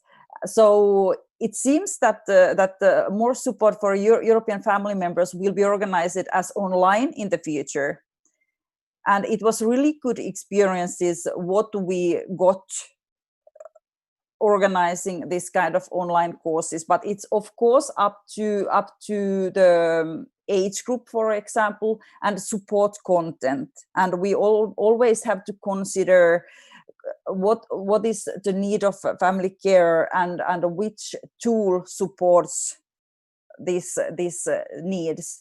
And we have seen that the caring and loneliness, it's one very big issue, and this is significantly higher than that seen in general population surveys in Europe.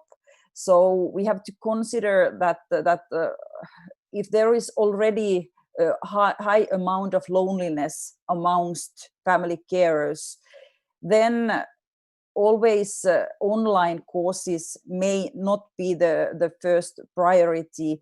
Maybe there are some needs for face-to-face meetings. So really to consider when and to which age group, for example, to provide online and face-to-face opportunities to meet each others. Thank you.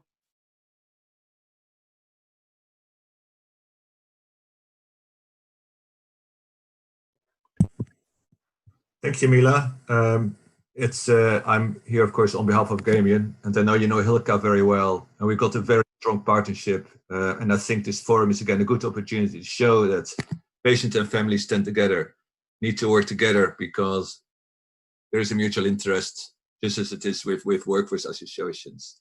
And I think you certainly need to be involved in the future in these discussions, and I think your presentation made that very clear. Philip, shall I continue introducing the next speaker? Absolutely, please. Because I'm very happy to introduce Professor Helen Harmon, who is a professor of the World Psychiatric Association, and particularly good as a speaker at this event, not only because you're president of the World Psychiatric Association, but also because of your special expertise in mental health promotion over many years, which is so relevant at the moment. So we're looking forward to your presentation from a number of angles, Helen. And over to you from Australia, I guess. Yes, that's right. Thank you very much, Matt. And great pleasure to be with you and with Philip and with the group.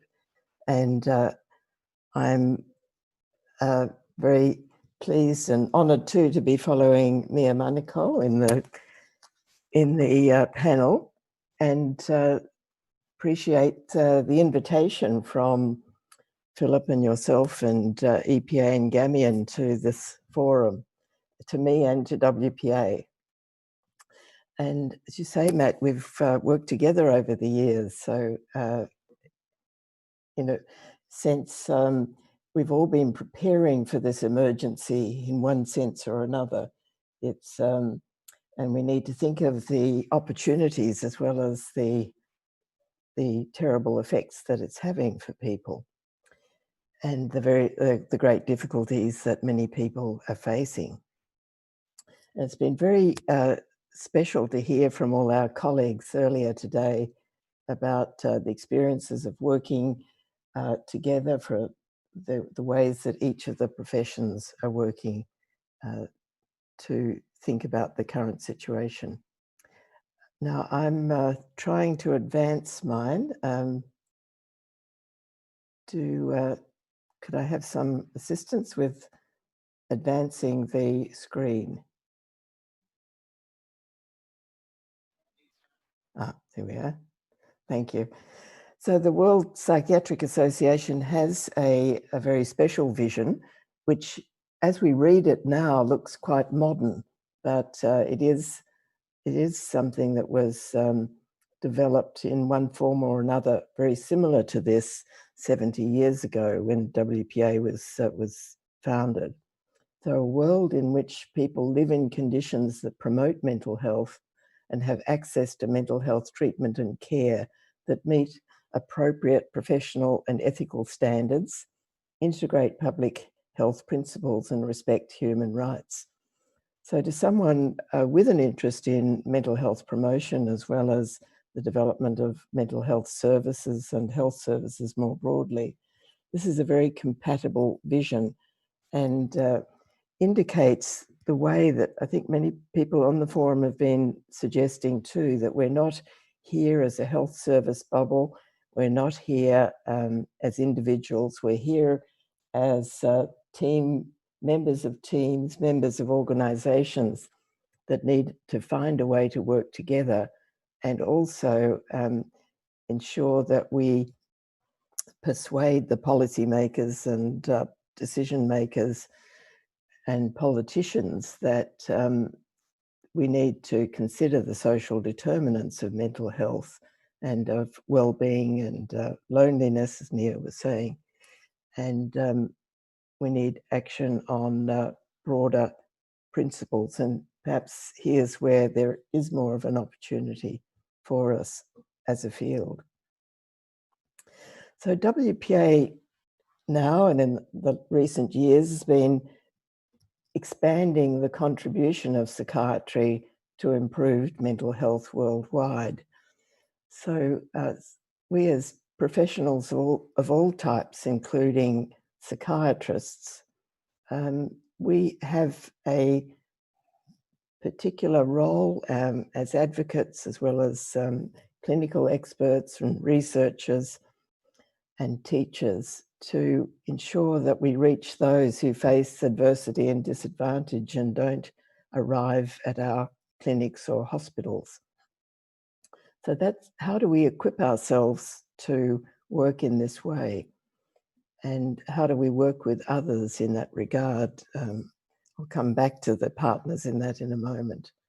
So it's the work's been based and will continue to be based on collaborating successfully with other organizations and working with psychiatrists to use their expertise and to use it in ways that some have, but many haven't been up until recently, to working across a range of community settings with schools in slums, in cities, in emergency settings of all types, and with and using the skills that they have, but other skills as well, to work in teams and to understand the principles of advocacy and policy making to make that a useful process. And the work, in a sense, began some years ago with the program on partnerships in mental health when WPA collaborated, as EPA is doing, with family caregivers and with people with lived experience. And we published a decade or almost ago a set of recommendations on working with those groups. And we had people with those backgrounds joining us in this activity. And it was, everybody insisted that the beginning should be to say that human rights is the basis of successful partnerships for mental health. And then it was very much about nothing about us without us, so that laws and policy and clinical practice that are relevant to the lives and care of people with mental disorders need to be developed in collaboration with service users and carers. At the time, we adopted a terminology that was the least worst, and we agreed to go beyond the questions of terminology for that time, and to come back to that as we go forward. So these 2 recommendations and a further 8 that build on those are now included in the WPA's ethical declarations. So what have we been doing? So WPA is a association. We have 140 member societies in 120 countries worldwide and represent possibly about 250,000 psychiatrists. So we have a large base, but many acute needs among those groups. Of course, the largest societies are doing a magnificent job, including several in Europe, in providing resources, opportunities, facilities for their members. And WPA's role has been to seek mutual support and to collaborate, particularly among the larger, better resourced societies, to support those that have less and are seeking assistance. So we've set up an information exchange, one that I think many organisations, including the EPA, are doing similar things.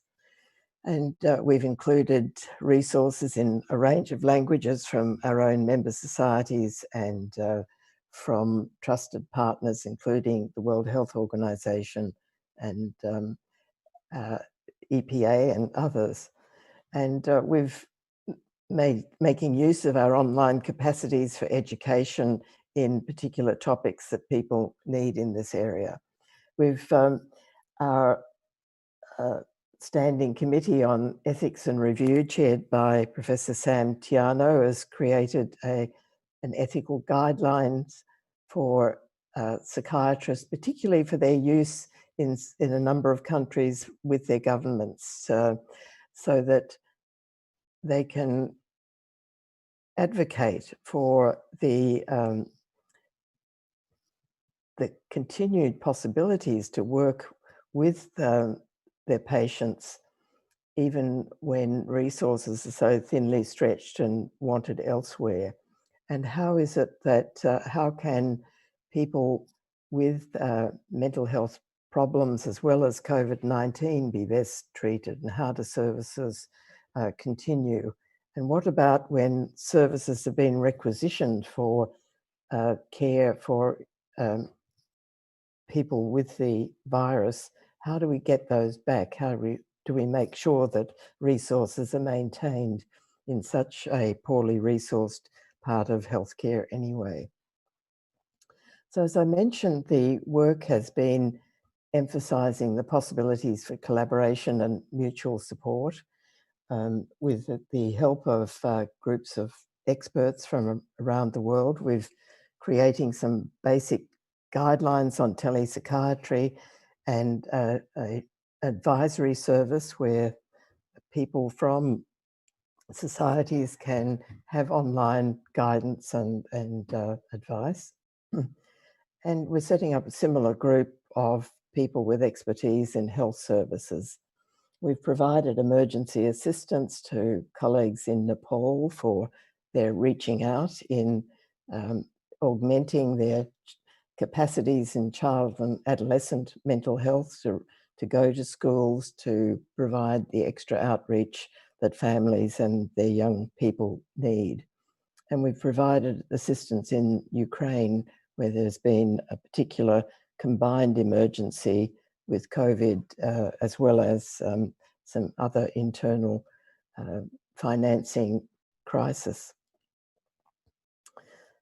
Our focus is, at the same time, as many of you have said, is to borrow the WHO phrase, building back better.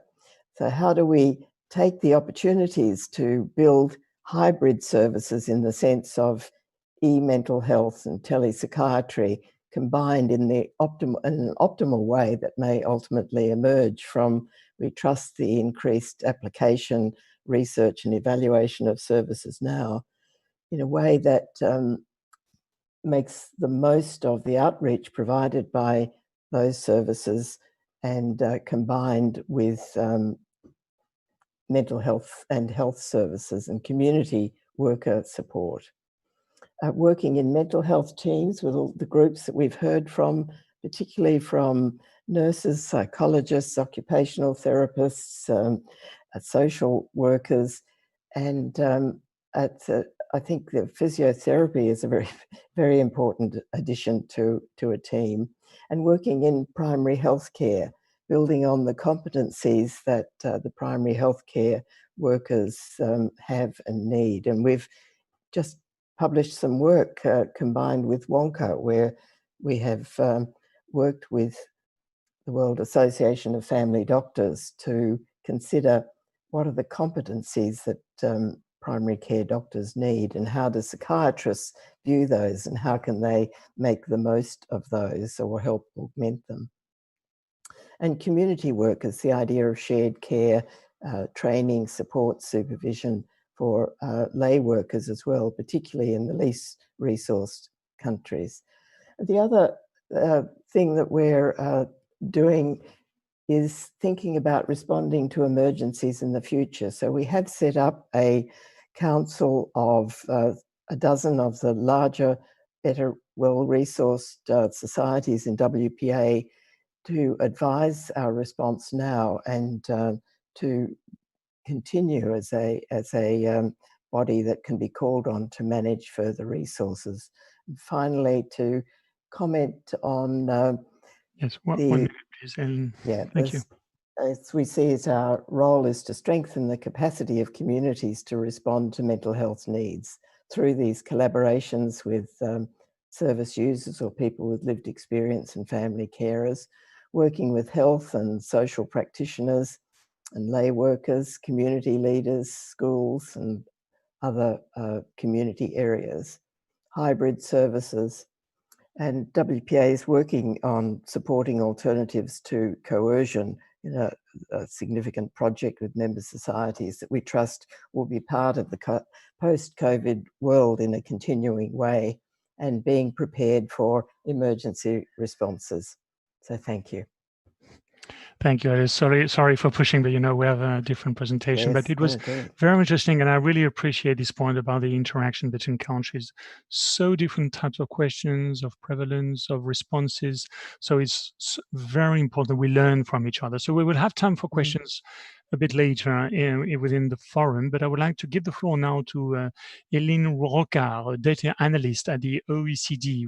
A very important aspect, because this is where usually we have the best data in order to analyze the problem. So Hélène, I'm very pleased to welcome you and give you the floor. Thank you. Thank you. So let's start by sharing the screen.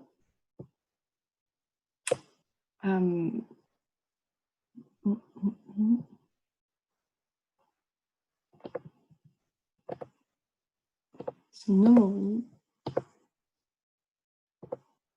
sorry for that.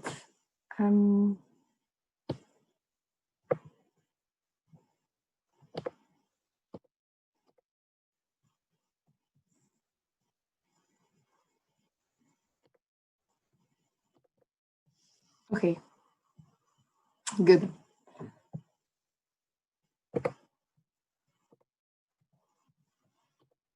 here we are. So thank you again. Good morning or good afternoon. I will present today OECD perspective on mental health problems. The OECD has been working for over a decade on mental health, and our publication, Health at a Glance Europe 2018, included a chapter dedicated to mental health. In this chapter, we highlighted the prevalence of mental health problems, the composition of most at-risk population groups, the estimated costs related to mental health problems, as well as mental health policies.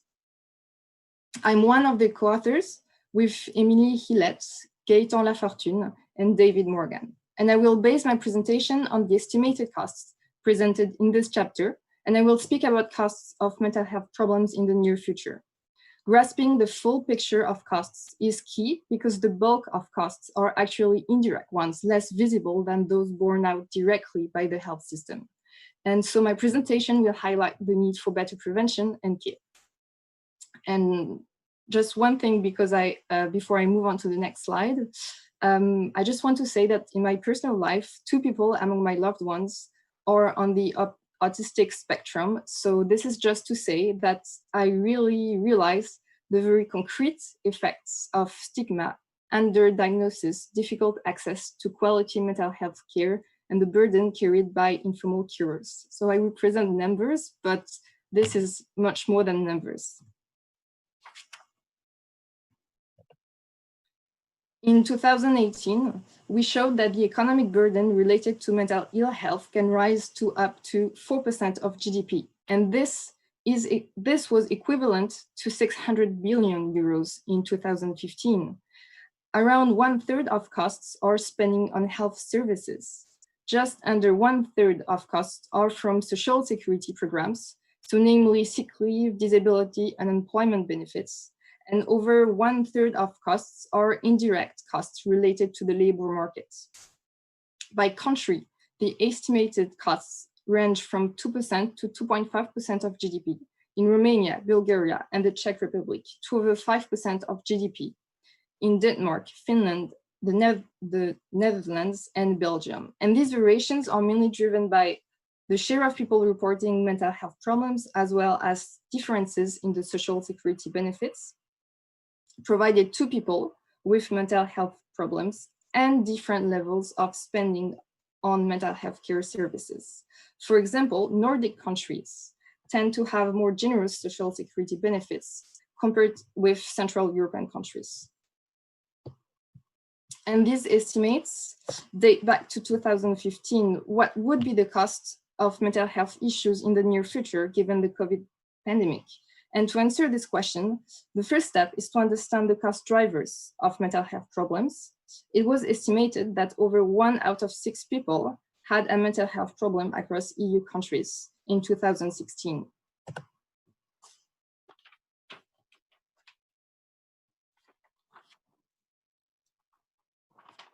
So I will, we are already seeing an impact of the COVID outbreak on mental health, but the scale of the impact likely differs by population groups. As you know, health workers are suffering from the psychological strain of responding to the outbreak, which may have an immediate and lasting impact. And for mental health service users, the outbreak and measures to control it has made access to services much more harder.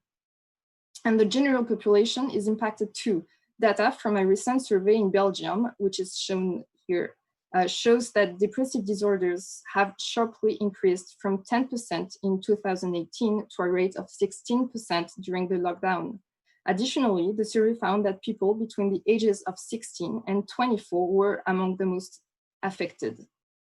The prevalence of depression has tripled in young women and quadrupled in young men.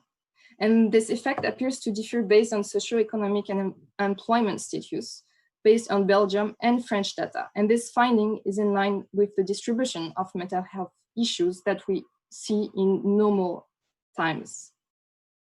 In France, an online survey representative of the population showed that the prevalence of psychological distress was observed in 33% of respondents, and 12% of whom have severe psychological distress. If being exposed to the virus is a risk factor, the conditions and consequences of the lockdown seem to play the most marked role. Certain segments of the population are more at risk, especially women, people living with a chronic disease, those with low social supports, those confined to housing over-occupied, and those whose financial situation has deteriorated because of the COVID crisis. And so these two surveys suggest that the overall prevalence of mental health issues might be higher in 2020 in at least some EU countries, while safety measures may reduce access to mental health care. At the same time, EU countries are facing epidemiological and economical challenges of different levels. And countries are implementing policies to help protect population mental health and ensure access to services. So some have expanded phone and online mental support service, including dedicated support for healthcare workers.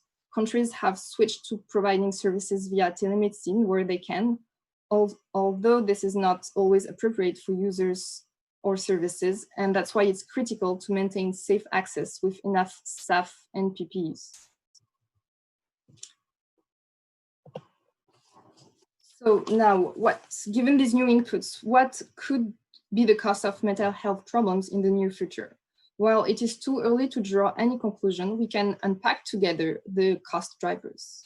So first, the direct costs borne out by the health system. Overall health spending may be impacted by reduced access to care, but also potentially less financial resources. The COVID pandemic has triggered the most severe economic recession in nearly a century. Estimates of the OECD Economic Outlook show that we won't be back to 2019 economic level before at least 2 years. Estimates of the OECD unemployment rate range around 9 to 10% for 2020, compared to 5.4% last year.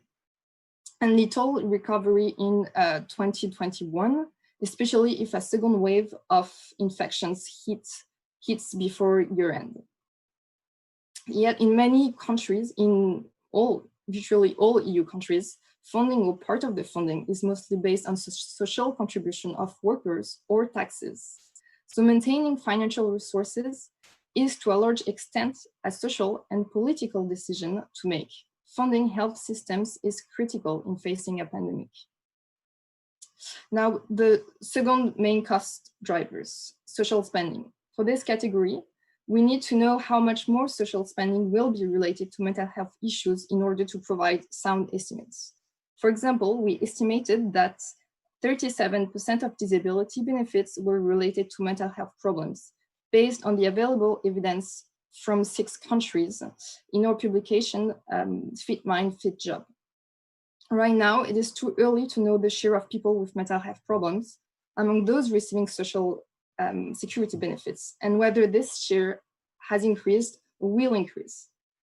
In addition, there are a lot of unknowns related to the current economic situation. Here again, maintaining financial resources is to a large extent a social and political decision to make. Third, indirect costs related to the labor markets. Productive life years are lost because of mortality due to suicide or other mental disorders. In addition, people with mental health problems are more likely to have lower employment rates, greater absenteeism, and lower productivity when at work. While it's too early to know the share of people with mental health problems, first evidence in Belgium, France, and Italy suggests an increase of mental health problems, as I showed in my previous slide.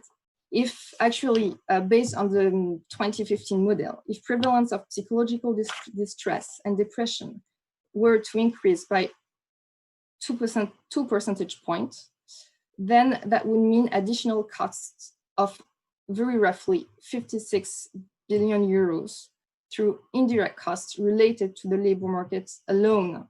And this rough estimate highlights that the economic recovery will depend on a mentally healthy and productive workforce. And so all in all, this small analysis suggests that maintaining or increasing financial resources is to a large extent a social and political decision. And here is a takeaway I would like to leave you with. The costs of mental illness may be high, but they are not inevitable. And more can be done to reduce the costs and improve people's lives by intervening early in an integrated way and making more high quality services available to all of those in need. And just before I finish, and in the interest of time, I won't go through this slide, but I want to let you know that you got 1 minute. You got 1 minute. You got 1 minute. Perfect. So I just want to let you know that we are working to build more information about mental health care and policies. That we have 3 main publications coming up. The brief on the impact of COVID-19 on mental health, planned for release by the end of this year. OECD Council recommendation on integrated mental health skills and work policies, it should be launched next year. And the mental health benchmarking, which is planned for release in early next year. Thank you. Over for me. Thank you, Aline. That was great. And actually, you come up with some very important insights, because what you actually show is that population burden is likely to go up. The number of people requiring support will go up, but actually the budgets are likely to go down, and mental health services may well be struggling to sustain themselves. They were in for a very, very rough time, and I thought you made that very, very clear. I also hope that you can bring out your publications very, very soon, because they're highly timely.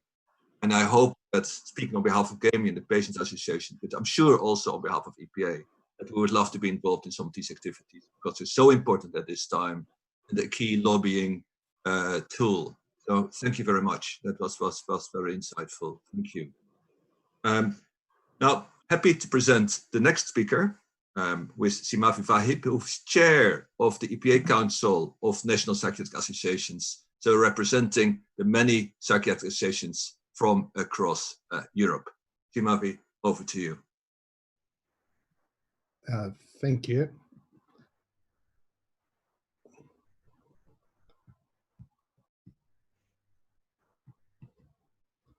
I'm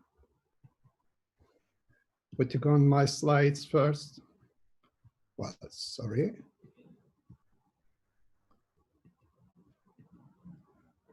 Yes.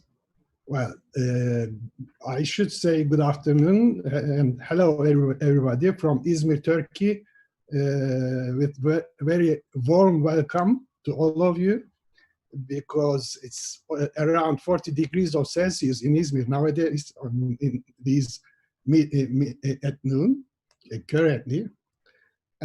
I thought that there will be many sessions in this virtual Congress about COVID-19 pandemic and consequences on mental health care, etc. So I'll try to focus mainly on interactions of mental health workforce mainly. No doubt that specialized professional workers are crucial parts of mental health care services. Specialization and diversity of the mental health care workers reflect complexity of mental health and mental health care, new improvements in understanding and intervening these complexities, efforts to respond unmet needs, and implementation of new developments. On the other hand, working together and efficiently requires scientific principles and information coming from different disciplines, such as organizational psychology, social psychology, sociology, management, and more. And core concepts are interpersonal, interprofessional relationship, and teamwork. There is significant amount of scientific information guiding mental health workers in their teamwork, interaction, and other interprofessional issues. On the other hand, world is changing and new problems and needs emerge to be discussed, studied, and understood in this multidisciplinary field.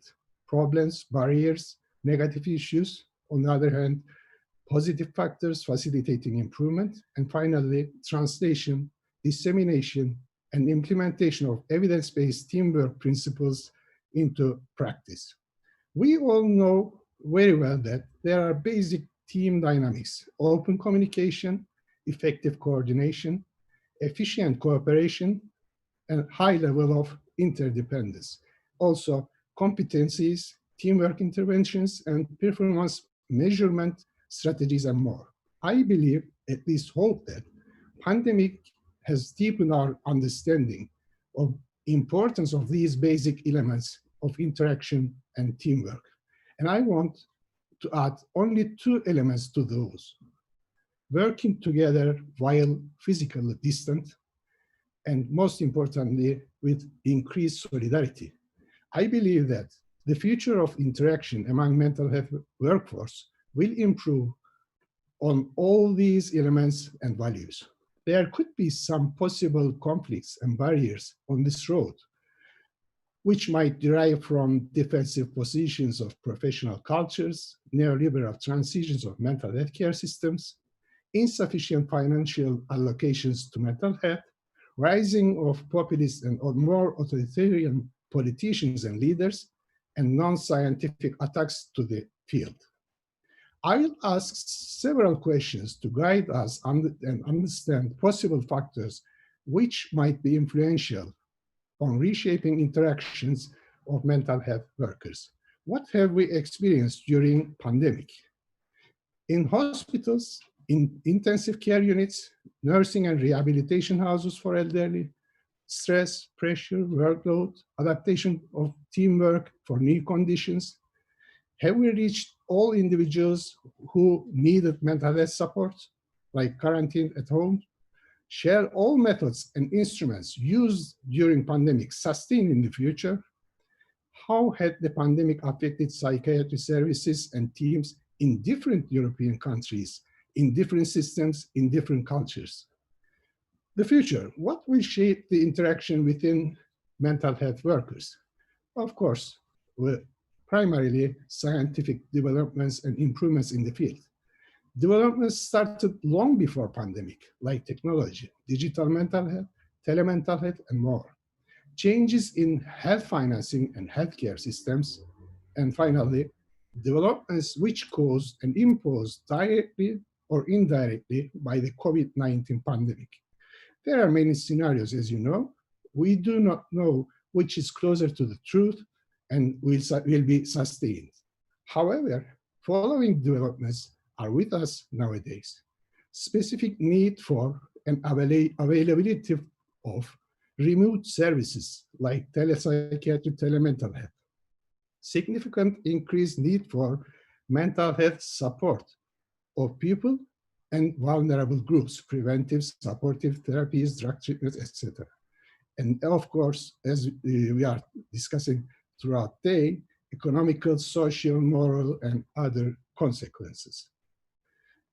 Due to organizational and cultural diversities, Europe has opportunities and challenges with regard to interventions for improved interactions within mental health workforces.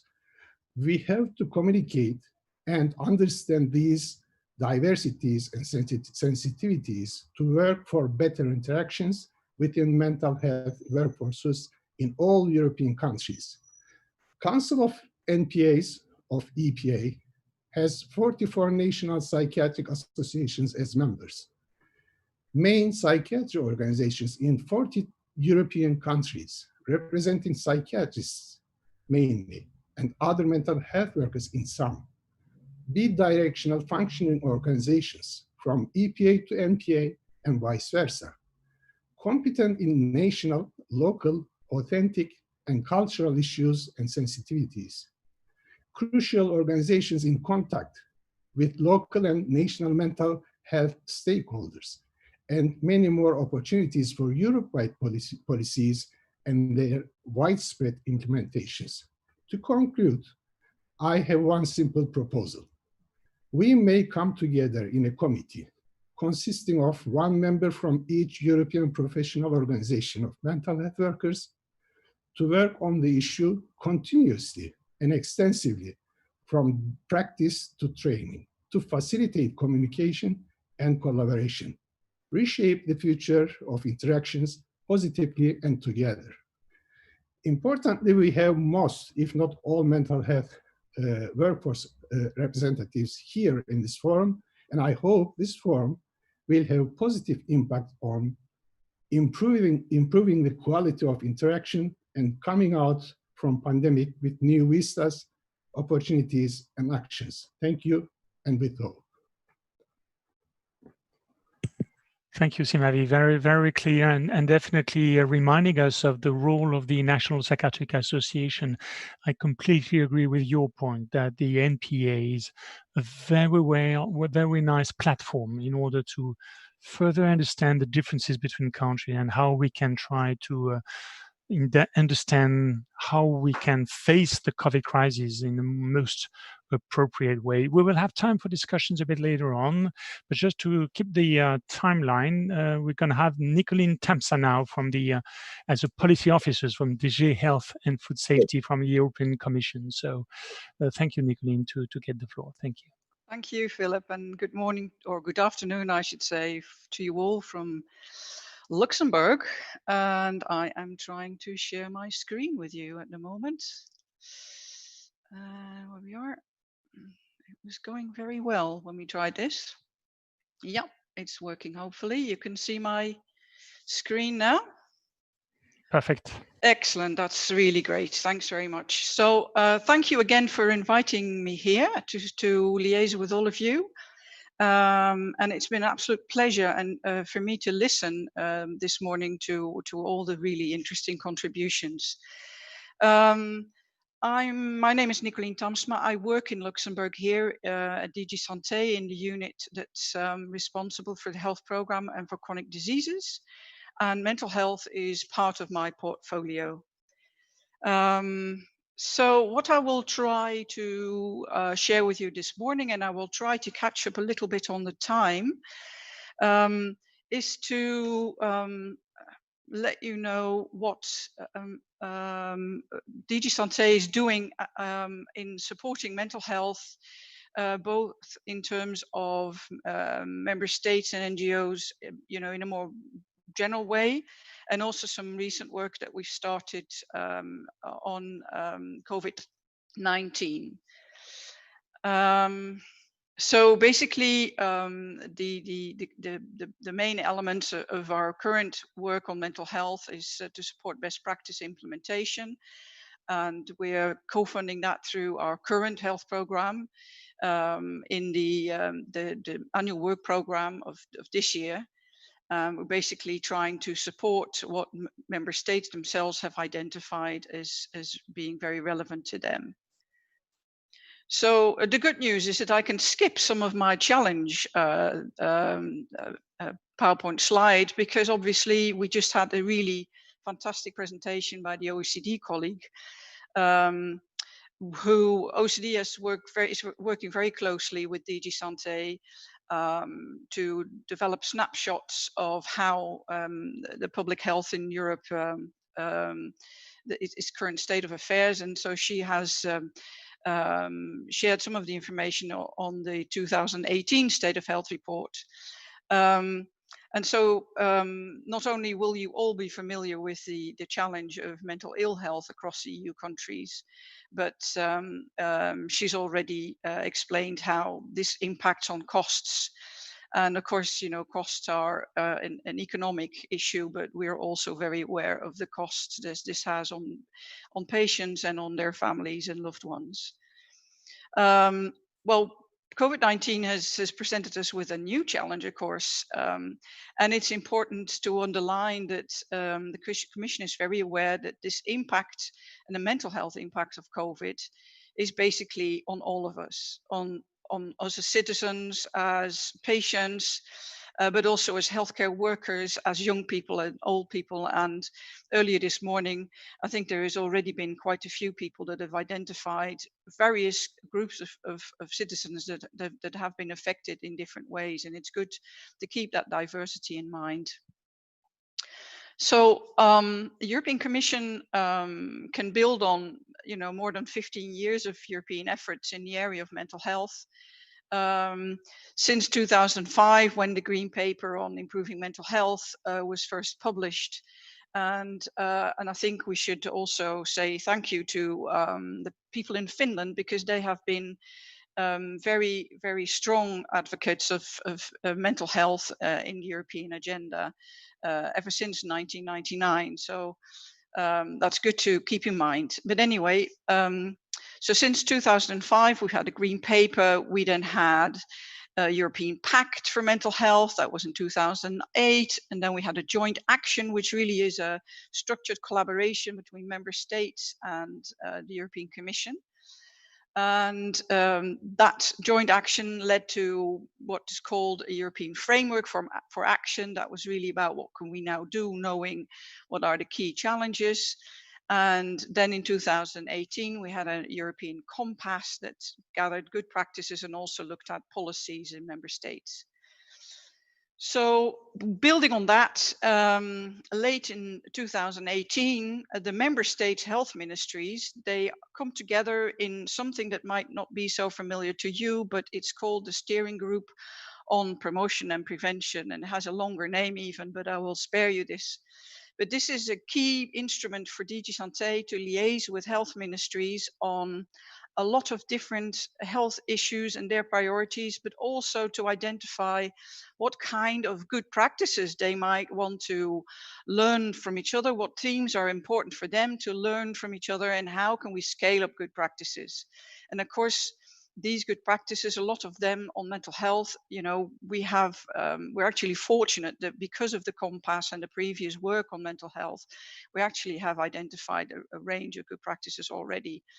So in the steering group, the member states said, yeah, mental health is important to us and we would really like more good practice learning happening on this. So we organized a marketplace at our joint research center in Italy, in Ispra, and member states could come and actually talk to good practice owners. And then we asked member states, health ministries, which one they were most important to them, of highest relevance. And so there's now 4 good practices that we will be rolling out through a joint action. This is what GA says in my slide, and also 2 projects. So I'm really delighted because all in all, this means that through the annual work program, our health program of 2020, we could free up more than 8 million euros, which might not sound a lot, but the health program, the current health program, it actually is very small in European terms, and 8 million is a lot. So we can support a joint action which will roll out 2 specific interventions, one on suicide prevention, which was developed in Austria, and one on health system delivery, which was developed in Belgium, which is very much about how to support community-based systems. And then through 2 different projects, we hope to roll out the I Fight Depression intervention and also a housing first intervention, which focuses on housing for people with mental ill health, quite serious mental ill health problems. So this is what we will do anyway. And it's an indication that mental health really at the moment is at the forefront of some of the Commission's public health action. Now, something that is more fitting into today's theme is that we, of course, realized the huge issue of mental health and COVID. And we also saw that a lot of your organizations were already quite soon busy trying to gather expertise and supporting your members, and on your websites linking to the first documents on guidance, also from the OECD or from WHO and international actors. And what we wanted to do, and what the Commissioner also wanted to do, is to make sure that we can support you as health and social stakeholders, not just in the area of mental health, but also stakeholders working in the wider health and social field, stakeholders working with young people, with old people, to gather your expertise. And so we created a network space on our health policy platform, which is a virtual community of more than 6,000 participants already at the moment. And we invited quite a few of your organizations already to join. So you have a place to share resources and expertise and address knowledge gaps. And I really, really, really hope, I mean, today's already, you've mentioned a few times, let's come together, you know, let's work on this together. And I really hope this health policy platform will be helpful for you. We already have 50 participating organizations, including OECD, including UNICEF and WHO, but also including some national actors. So I'm really pleased with that. It met last Wednesday for the first time, at which point it was also clear that we might not have a first webinar in July yet, because we will be currently gathering innovative practices that we could showcase in a webinar, so it will probably be September. But it really is very much at the heart of your theme for today, which is about multi-sectoral collaboration. So we will have different kind of organizations participating. So I think it was Mr. Steinerbach, but also some other people today that have stressed how important it is to work across different sectors and disciplines. So I really hope that this platform space will be of help to you. And I want to thank the EPA already, but because I know they've been quite strong supporters of this, but also Mental Health Europe and a variety of other stakeholders. And I'm really hoping this will be of help to you. So I think that would be my contribution for the moment, also in given the time. And I will stop sharing my screen. Thank you very much. Thank you, Mrs. Damsna and Nicolien. I think you're Dutch, aren't you? I am, certainly. Yeah, we share that. Thank you very much on behalf of Gaming as well. Can I just make one observation? Because I know the history very well, which started with the Ministerial Conference in Helsinki and a very strong partnership with WHO, also involving Gaming throughout, which is also present at most of the European Commission meetings with member states. That seems to have been fallen away. And I hope that the patient voice can be heard again at the European Commission, involving them in some of these meetings, because their contribution has always been very, very valuable. And I have to say, very respected by member states. Well, I don't recognize this at all. I mean, Gamian is on board in this health policy platform. We've invited them specifically. Our director, John Ryan, attended a meeting in the Parliament in February.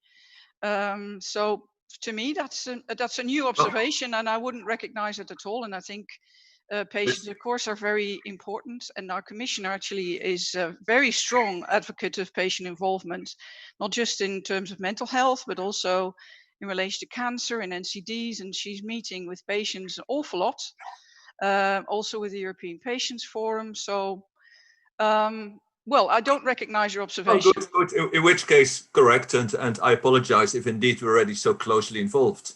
In which case, I just want to reinforce how important it is. It hasn't come to me that is indeed part. But of course, especially in times like this, with so much stress everywhere, so much pressure, I think the partnership is more important than ever. And I think also the leadership role of the European Commission is again extremely important in this kind of partnership. And very happy that it's moving forward after a period of let's say, suspension. So keen to have heard this from you, and delighted you take such an active part. Thank you very much. Thank you. At which point, Philip, I'm happy to pass over to you to lead the question and answer session. Can I actually make one point? Because Simai Vahib was talking about his suggestion that there should be a group of workforce associations moving forward discussing this. That group, of course, already exists, co-led by Gamian together with the EPA. So move it forward. And Nicolien, I also hope that the European Commission can take part in such a workforce group, looking at some of the issues that is affecting patients, families, as well as workforce associations. So on that point, over to you, Philip. Thank you, Matt. I think that the whole forum was a fantastic way to get these interactions and raising the points of so many aspects. So the time is relatively short, but I think we definitely need to take some questions from the audience in order to have these kind of interactions. Because Hélène, you just had this presentation. I would like to pick up one of these questions that is led to you about the additional tools or resources that countries need to improve for interactions between mental health workforces. How do you see that in the post-COVID time? Do you see that there's a possibility to really change the field about this kind of interaction? So Eileen, please.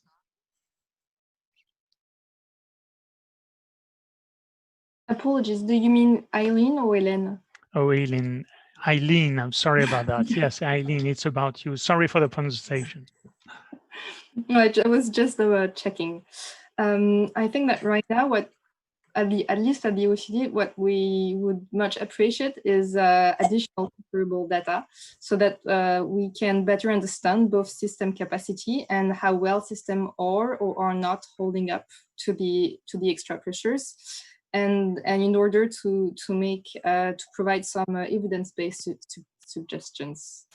That being said, the COVID brief and will take stock of the policies that have been implemented, and the mental health benchmarking will also point to promising policies to improve performance. Thank you, Eileen. Thank you very much for this interesting point. There's another question, in fact, to this time, Hélène Herman. This time is about the interaction between countries. We had this example in Europe, which was so fascinating for us because, for example, some of those that were not able to be sent to ICU because of the restriction of place were sent and taken care of in another European country. So really working together, which was really reconfronting. Do you have examples of between continents worldwide collaborations for managing these resources for mental health care? Because at the WPA, you have this whole world approach. We can allow to give some example of this kind of collaborations. Yes, well, thank you, Philip. I think this is going to be an important way forward. As people have said, there's a very difficult period ahead for people with mental health difficulties as well as for the providers. And what we've been doing is we have set up a special grouping of the best resourced and the regional leaders, if you like, in our among our associations, and they have generously agreed to come together and meet and consider needs and think about joint action. And I mentioned a couple of countries where we have already offered assistance. We've provided some financial and some in-kind support. And another example is in Central America, Caribbean. A couple of the major societies in Latin America have been working with the smaller countries and thinking about needs in places like Nicaragua, Haiti, and then about joint ways of doing that. Now, we haven't come to the point of finding out exactly what will happen, but there are other areas like my own country in Australia and New Zealand, looking at some of the needs in the Pacific, countries like Papua New Guinea and others. So I agree with you, this is the way we need to be thinking, and setting up some opportunities for a multinational group of people, for instance, as I mentioned, as providing an advisory group for that can interact with societies that wish for help in telepsychiatry implementation. Thank you, Hélène. The other question I receive is for Nicoline. It's more about money. You know, we all know that crisis makes crash down our assets for many aspects in many countries. Nevertheless, as you've been also raising, and Eileen also, the need is going to be increased, not decreased. So how are we going to cope with that? How DG Santé see the difficulty of a financial crisis, which is something touching all aspects of life, including mental health care, and the point that probably we're going to need to increase the care we're delivering. So how do you propose we manage these difficulties? Well, let me say two different things. First of all, I think I would like to invite all of you to be concrete about the kind of things you would need. So not necessarily about the money, but for instance, you, Fami, said, you know, we need more support, which is quite understandable given the pressure on families. So it would be helpful to understand what kind of support that would be. So this is just a more general invitation. Now, going back to money, the European budget runs on a 7 years cycle. So at the moment, we are at the end of the current cycle. So the projects that I was talking about, they will be funded through the last annual work program of the current program. And the health program has always been, you know, very modest in size. Now, because of COVID, you might have heard that there will be a lot more money in the next, or this is at least what the Commission has proposed. There will be a much larger health program if the member states agree. I mean, so this is still under decision, and so not only will there be a much larger health program, but one of the three objectives of that health program will be support health systems and health workforce. And of course, this can take a very holistic approach. So it doesn't necessarily just have to be about physical. So there is one of the three, you know, we're talking about a 9 billion programs. This is a totally different animal. And so that's just a new health program if it gets approved. And so that should also provide very new opportunities to strengthen mental health services or integrated services or health promotion. And I know these programs are very boring to read, but I would really already invite you to take a look at that. Now, in addition, there is a whole lot of other instruments, not run by DG Santé, but also through other DGs and other policy fields. And actually, there you can find more, even more support for funding for health, also through the European Social Fund, or even the European Investment Bank. And what we are doing at DG Santé increasingly is to work with member states' health ministries to inform them about all these opportunities. So I know this is a boring issue, but it's very relevant. Money is relevant. And I think now, never than ever before, we're trying to work in synergy with colleagues in other DGs to make sure that also the other opportunities that are available to support health in Europe are being tapped. And we've only recently met with the health ministries in this famous steering group last week to inform people in the health ministries about all these opportunities. So that's what we're trying to do. So I really think that there's good opportunity also to identifying research opportunities. What are the kind of things that we need to know better? So this is really a good time. It's a bad time for mental health maybe, but there's also a good time in many different ways to see how European instruments can support mental health. Thank you, Nicolene, and we will cross fingers that we get some success and support, because you saw so many willingness to work together and improve the care we're delivering, and so financial support usually is absolutely needed, but it's very nice that apparently it looks relatively positive, and we will also stay optimistic. Matt, you want to, maybe you received some questions that I didn't see, or you want me to start making the conclusion? Open your mic, please. Unmute. I received one question about telepsychiatry, and it's important in the future, and also the reluctance of patients to take part in telepsychiatry. And I would say that that's only partially true. Gaming is actually developing quite a few telepsychiatry approaches, networks with our members, and many of whom are very keen on it. Because what one always has to be so careful about is that nothing will work for everyone. We should not look for a magic bullet that will support everyone in every situation. If telepsychiatry only supports 50% of people with needs, only give them an additional bit of a shoulder to lean on, that's well worth doing. So the fact that indeed many people do not like telepsychiatry, prefer interpersonal contact, understandably so, does not mean that we should reject it. It is an important way forward, particularly for the younger generation. Yes, and that's also a point where the between countries heterogeneity is huge. I mean, Helen is there in Australia. You have to do that because the distance is so high. I mean, they already use it for a long time.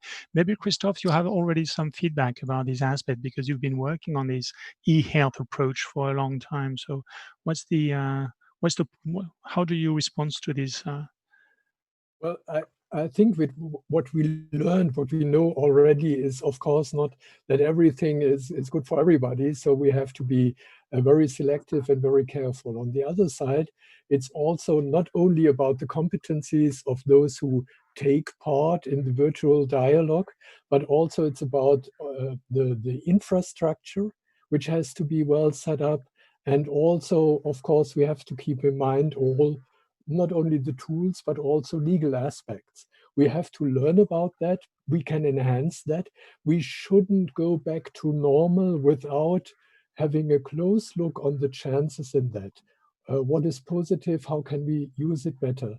But as it was told in the chat, there might be a marginalization of people who don't have the tools, who don't have internet access. And there we have to be very careful and sensitive and think about what are then appropriate forms of support, and also how can we in a way make sure that everyone who would like to have help virtually can use it. Very good, Matt. I think it's a bit time now to conclude because we are a little bit late, but not so bad, I would say, for the first e-forum we had at the EPA. So I would like first to thank all speakers because it's really so refreshing to see how many possible collaborations we can have. My feeling from this forum is that we had a fantastic support from the commissioner and the DG Santé, thanks also to Nicoline, which is a very good sign that this kind of increasing network organization of our mental health care is the good way to go. That this is how we're going to be able to react to this kind of incredible crisis. I like also the point that with these OECD information, we know that the economy is a major actor. So we do have to know exactly what are the financial consequences immediately, but also on the long term, and how it will translate into an impact on the mental health care. And so all of these has to be really functioning together in order to be fruitful and really having an efficient reaction. So our roles as clinicians, but also especially within the European Psychiatric Association, is to find new ideas, new initiatives, learn about what the others have been doing and what could be then the kind of all organization modification that will have to be learned and included now in our model. So I really appreciated this forum. Thank you again for all speakers. And don't forget that during the European Psychiatric Association, we're going to have many meetings around the COVID, and all of them will be extremely fruitful to learn about these lessons. It was also a very good aspect to share this forum with Matt. Matt, thank you very much. And I give you the time just for now, the last word. Thank you very much. Yeah, thank you, Philip. And again, thanks for organizing this in partnership with Gamian. I think it sends all the right signals. I got 2 points to make. One is a general point. One is a point relevant to everyone participating. The general point is that at times of greater need, at times of such a massive increase of depression, there is always a risk that the people with greatest needs are marginalized because their voice is not heard. We hear a lot about depression, about anxiety, about stress, which affects, well, probably everyone in the community. We actually do not hear much about people with severe mental health problems who are highly vulnerable and highly marginalized. We have to bear in mind proportionality.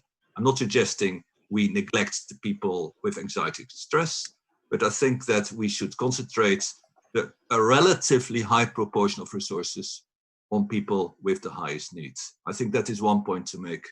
And that cuts across. It cuts across employment, it cuts across benefits, it cuts across mental health services. My second point is a cliche. that always challenging times create opportunities. I hate these kind of cliches, but there is some truth in them. And what I found is actually a tremendous amount of solidarity and consensus this morning about work groups across intergovernmental organizations who all are pulling in the same direction: patients, families, psychiatrists, nurses. And we got a platform here to work with.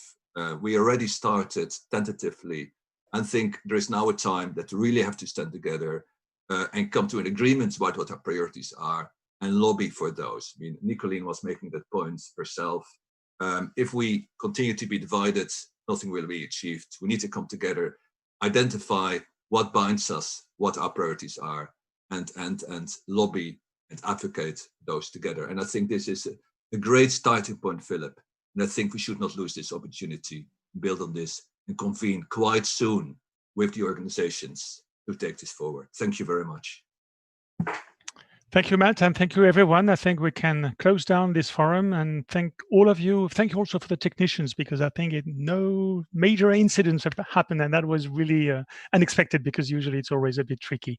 Thank you, all of you, for your participation, and I hope that you will all join us for the EPA Congress, and have a good afternoon. Thank you very much. Bye-bye. Bye.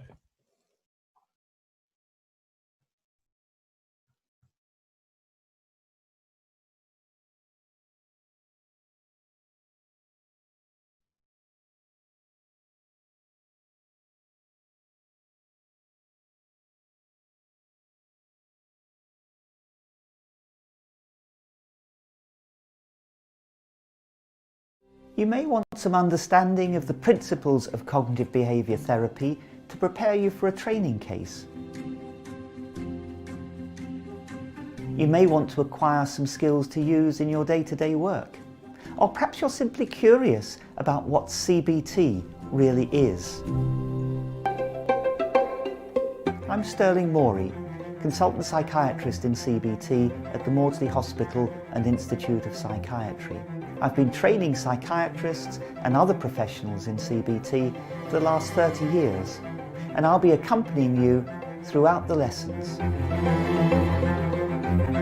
EPA MOOC, Introduction to CBT for Psychiatrists, will allow you to understand the varieties of CBT, their evolution, the application of CBT to various disorders, its key clinical features, and the place of this important therapy in psychiatry today.